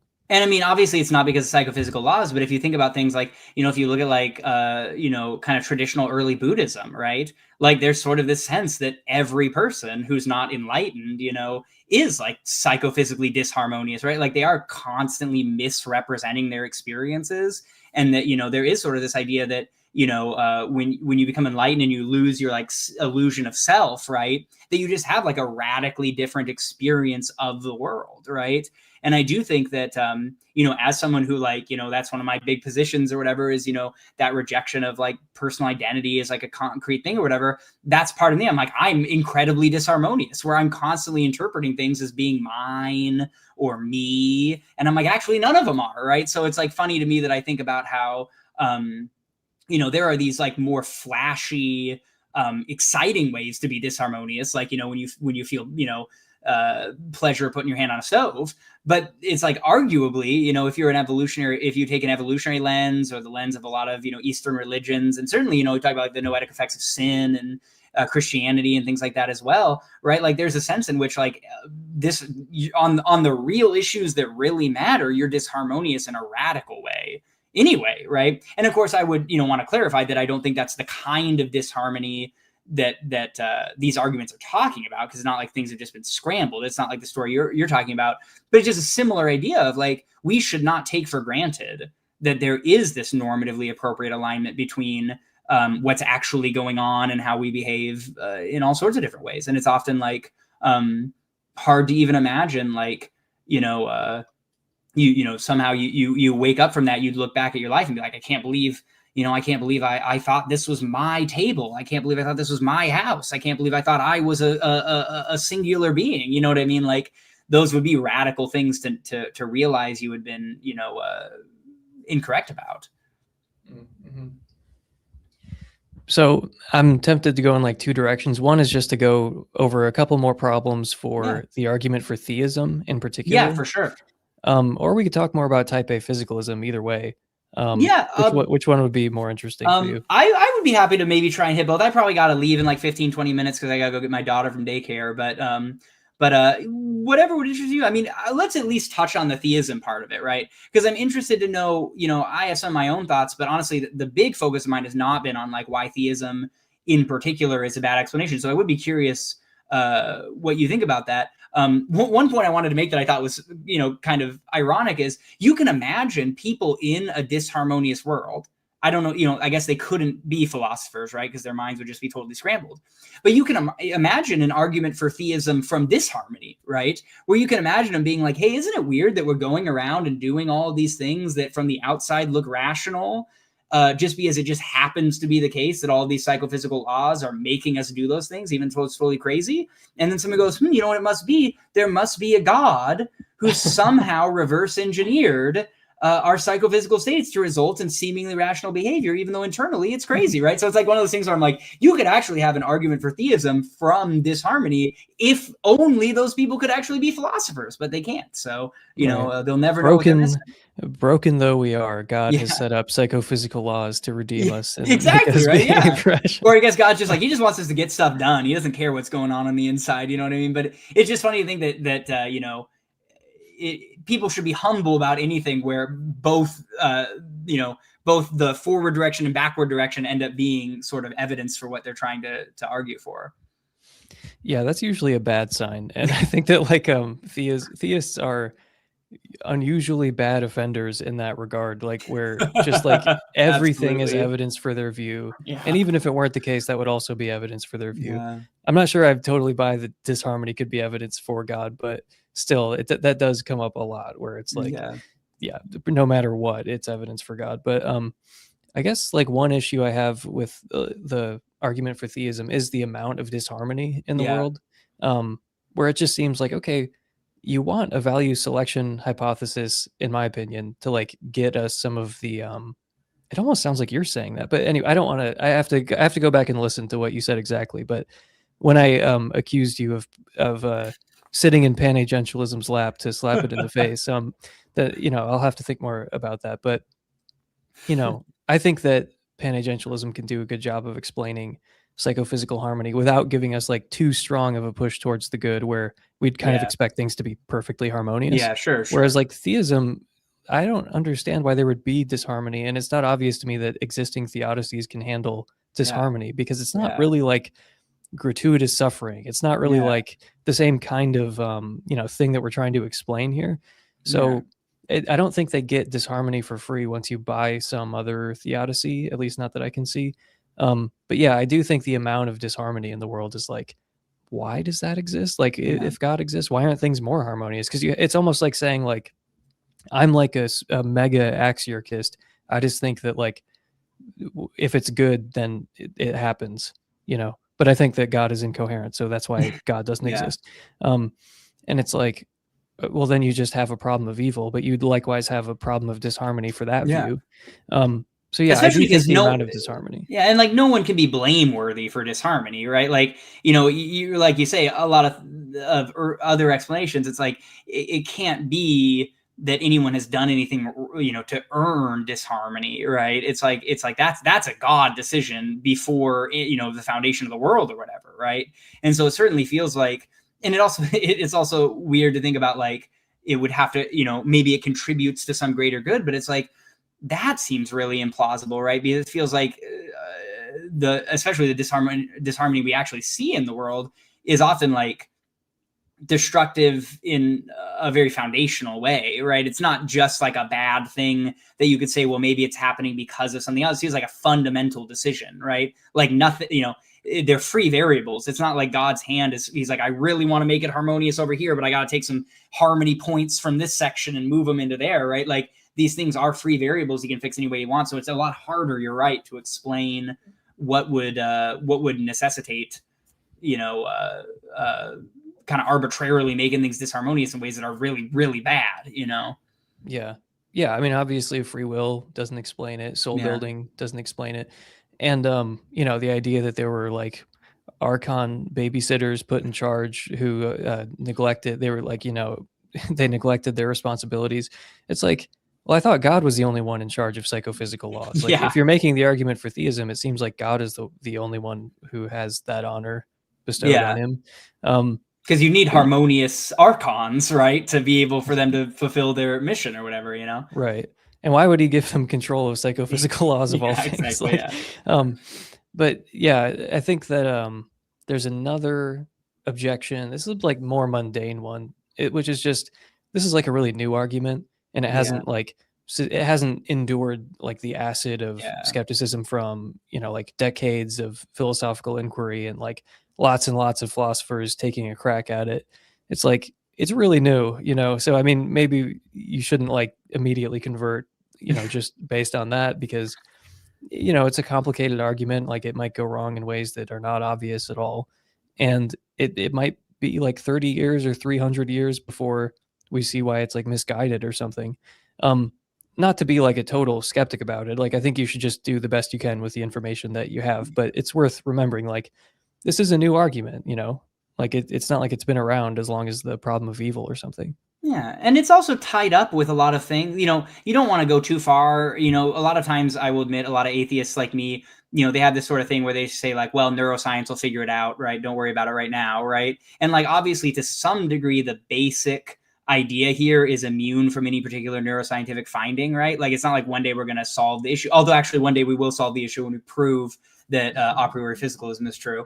But until that happens, you know, or perhaps those, you know, poor souls who will go on refusing to accept it, you know, still, I would say just our basic understanding of like what constitutes disharmony and sort of like what exactly we target or whatever. Like, I do think that's something that is going to shift, or at least could shift in terms of, you know, a deeper understanding of human psychology, right? Just like a deeper understanding, you know, put neuroscience aside, just focus on the psycho part.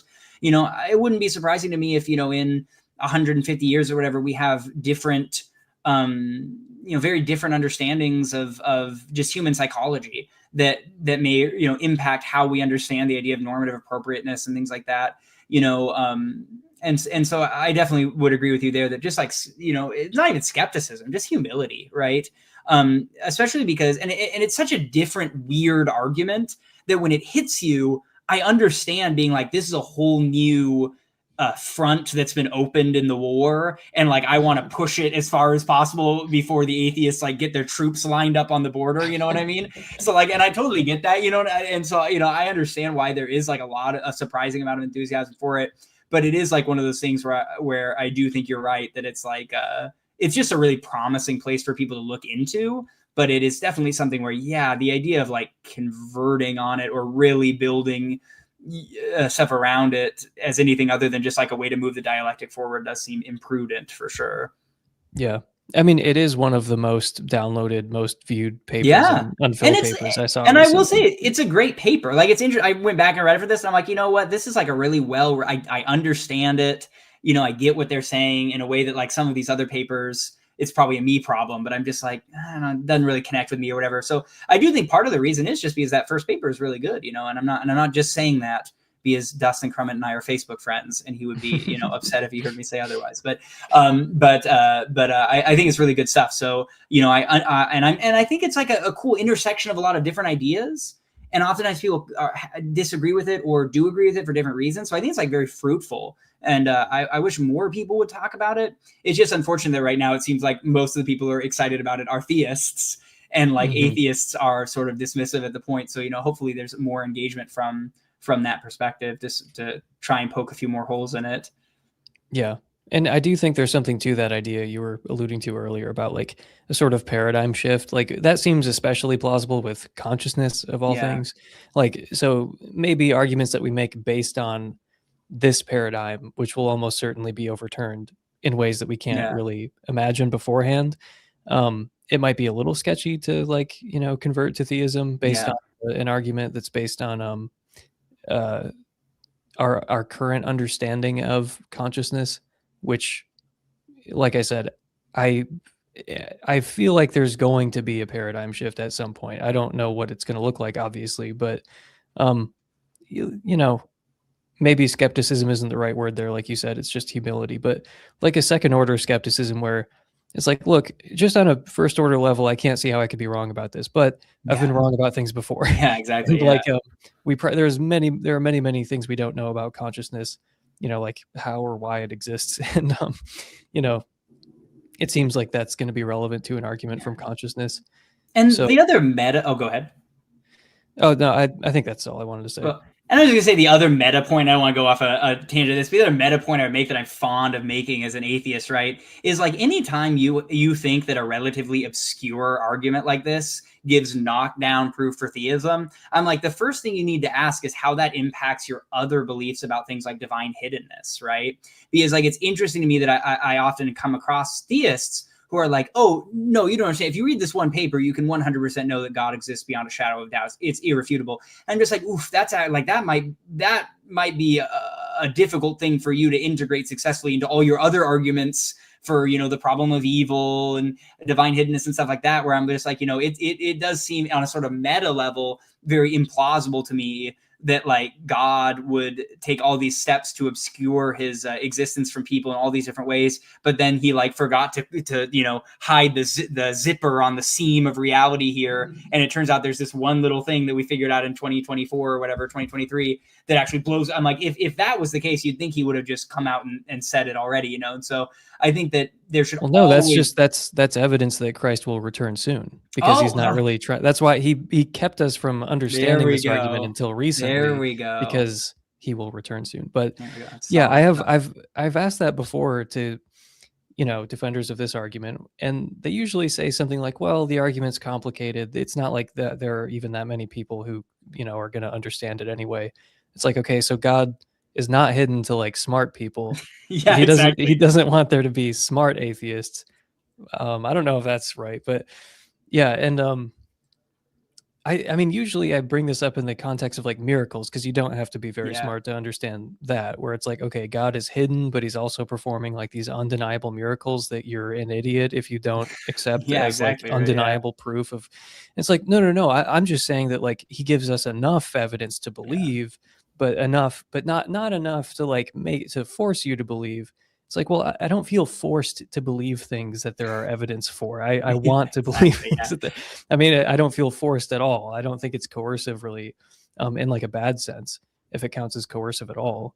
But yeah, like with some of these miracle claims, it sounds like they're talking out of both sides of their mouth, where it's like, this is totally undeniable, but it's not that strong. It's like, well, which yeah. is it? Yeah. Like, Yeah. I mean, I'm actually writing a Substack thing on this right now where I'm just like, there's like this inherent probabilistic tension between like how good an argument for theism can be and also how good arguments against divine hiddenness can, or, solutions to divine hiddenness can be. And that like, probably if you're trying to like, what would the word like probability max? I don't know what the word would be, maximize the probability or whatever of it. It's like, you probably would want to be like, actually, it's not that great of an argument, guys, because like, if it's really, really good, then you actually maybe have other problems, So it's funny to me that I feel like in some sense, like the optimal set of arguments for theism would get you to like, 70% sure or whatever. And it's like, it's almost like built in, hard cap where if you go over that, you paradoxically start going back under it because of these hiddenness concerns. But you're gonna turn me into like a bitter new atheist if you start talking about these miracle claims. So I got a little bit of time. You should ask me something about a priori physicalism. I'm ready to share the good news. oh, awesome. I will just set aside my last 2 points about skeptical atheism and the low priors of theism, but those are kind of boring. Okay, well, No. Oh, sure. Okay. I just wanted to flag them that I have a Yeah. couple more reasons why I don't love the argument for theism, but for type A physicalism. Okay, so did you see my video about the privacy of consciousness? I'm gonna say no. I Oh feel my like God. I feel like I did watch it at some point. This was a while ago, right? Yeah, or maybe I'm thinking of a video from a while ago about it. But Well, if you had watched it, you would have deconverted from oh, your that's true. Well, heretical then I'm views sure immediately. there's no way I have. Yeah. Yeah, there's no way you have. But I mean, most people don't try to make arguments against illusionism. They just say like, well, isn't it just Mhm. obvious there's an epistemic gap because of Yeah. the knowledge argument and because of like these. I mean, I guess that does qualify as an argument, but I'm just saying people tend to say the same things where it's like, well, we have different epistemic starting points. I take it as a Yeah. datum that phenomenal consciousness exists, and you're skeptical of introspection, and like maybe I am too, but not, I don't think it does the heavy lifting that you think it does. Like it just seems like it's the Mhm. same kind of thing Yeah. always. And I was trying to make an argument against illusionism where it's like, okay, you guys are telling me that privacy is fake. Like there's some sense in which it is just not real. Sure. In some And I'm sense, like, sure. Yeah. okay, well, I think that privacy isn't, I don't just believe in it because it's like I'm just directly intuiting the truth of privacy. It's like, I think it has all these other, um, it's relevant to like epistemology, it's relevant to like Mhm. ordinary life in a lot of Yeah. ways. And I was just trying to raise the intellectual price tag of illusionism by being like, look, you have to say all these implausible things about epistemology if you're going to deny privacy. Um, so like one of those was there's always this like evidential or epistemic asymmetry between the evidence that I have for my mind and the evidence I Mhm. have for the minds of others. Mhm. Where like that seems true to me. Where anything I could do to get evidence of your mind, like observe your behavior or put you in a brain scanner or something, I could also do that for me in principle. Mhm. So, like, all the evidence that I have Mhm. for your mind, I could also have for my mind. And yet, I think it is the case that I have more evidence for my mind than your mind. And Mhm. so, it must be private because if it weren't that extra something, it must be private because if it weren't private, then I could have it for you also, and So not just me.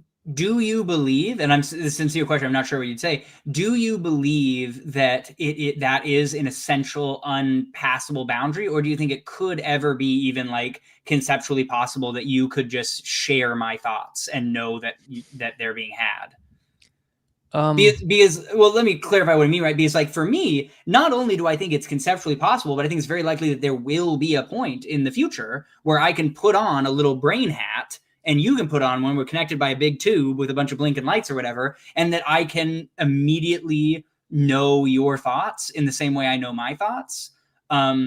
but I just feel them as being tagged with maybe a certain sort of, again, quasi-phenomenal character that indicates that they're yours. I'm not saying that I have any empirical reason to believe that must be possible, but that doesn't seem impossible to me at all. That seems like totally I think real. if we kept that hat on long enough, you would no longer be able to tell which ones were mine and which ones were yours. Because the thing is, like, sure.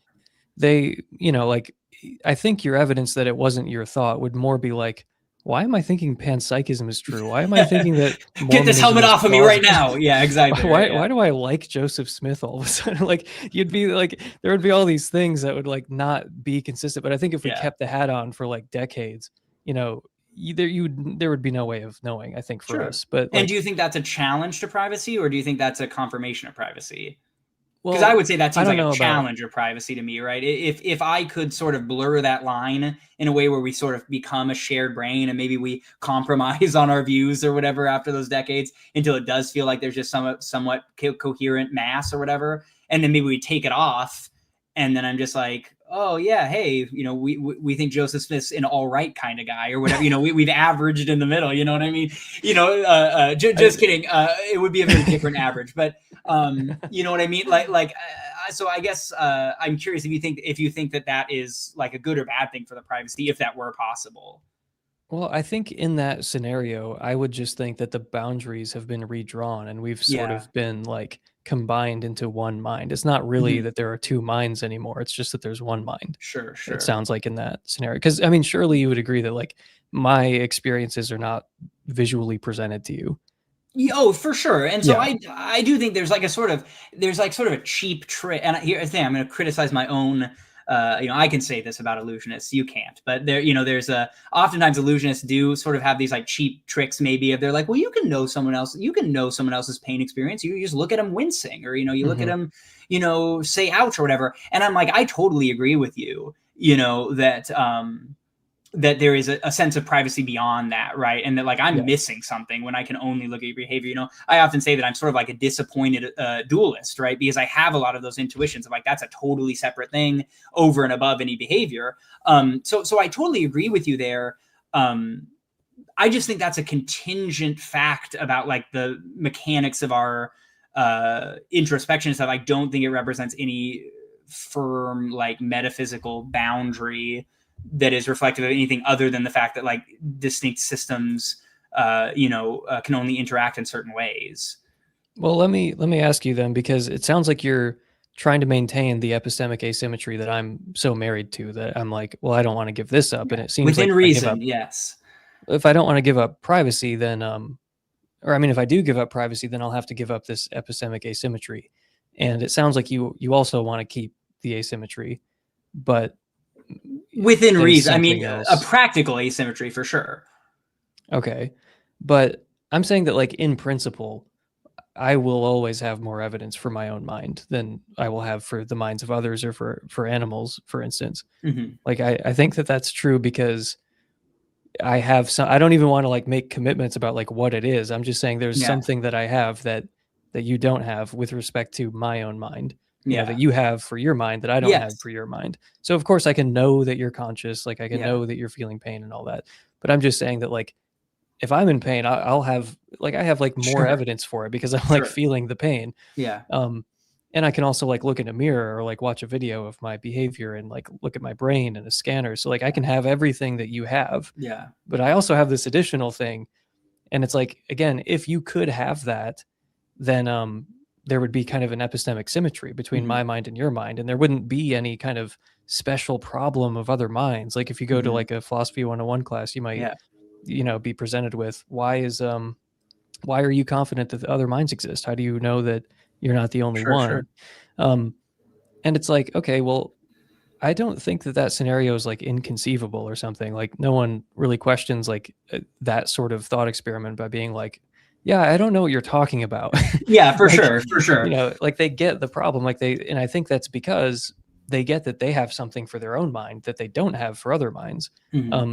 So are you just saying that that's like a practical constraint that will someday be overcome by technology? I mean, I don't actually know if it can be. There may be some deep fact about it that makes it not, possible in a practical sense. But I do think it's not a sort of metaphysical innate boundary. And I think part of what plays a difference here, and I can't go too deep into this because it is obviously complex, but like, I think a lot of illusionist views become more coherent when you start talking when you move away from the idea, the sort of Cartesian assumption of like the self. Like one of the things you keep saying is like, I have more evidence of my mind, right? And I think obviously that's a totally reasonable way to speak, but there is a Cartesian like I'm not like the Churchlands where I'm just like, you gotta build a weird insane proto language where like that you never say that stuff, but I'm like, but there is in that this idea of like, in front of you is being presented this like pain qualia in a way that other people's pain qualia is not being presented to you, right?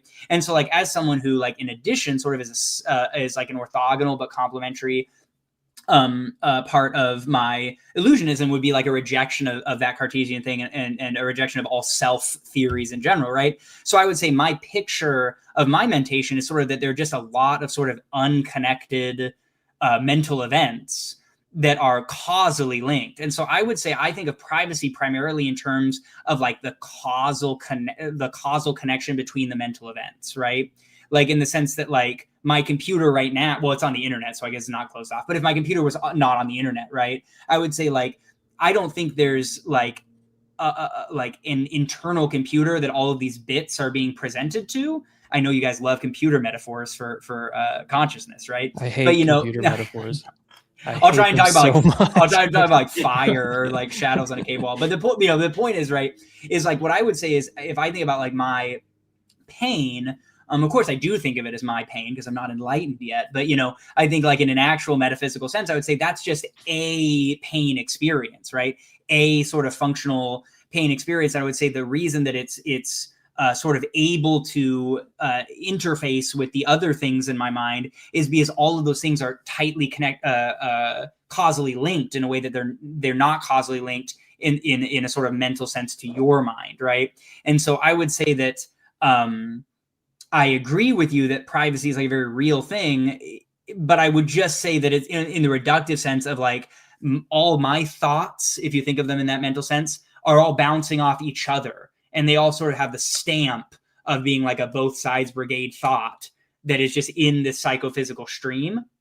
And that like, I do think it's not impossible for you to enter that stream, but because there's no way currently to do that, because they're trapped in my brain, right? I think that's where the privacy comes from. I don't think it's because there is like one person or one point of view who has access to all of those things in a way other people don't. I just think it's that all of those things are bouncing around. There is no one perspective and they're all bouncing around. And it's just that their causal linkage is what creates that sense of privacy in a way that it doesn't with you, which is probably less plausible even than the other point to you. But that is how I would think of it. Okay.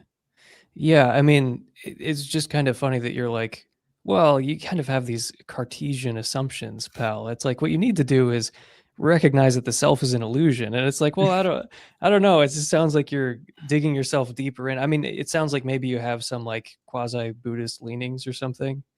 And that, well, I mean, I guess I don't know. I mean, I guess I would call myself a Buddhist. I mean, I don't know. Okay. But I'm strongly on board with the no self stuff. I do think that is I'm very, very strongly convinced that. And I do think that I would be less convinced of illusionism if I did not believe that, right? And I think if people try and merge illusionism to like a common sense, and I know that like Cartesian does get used as like a slur, but I just mean it in that you guys, you Cartesians out there, but I do think like that idea does sit uncomfortably with illusionism. And it's funny whenever you bring up illusionism, people are always like, well, then who's having the illusion, dude? You know what I mean? And I'm just like, in some sense, that's a reasonable response because as long as you're thinking about it that way, that's a natural question.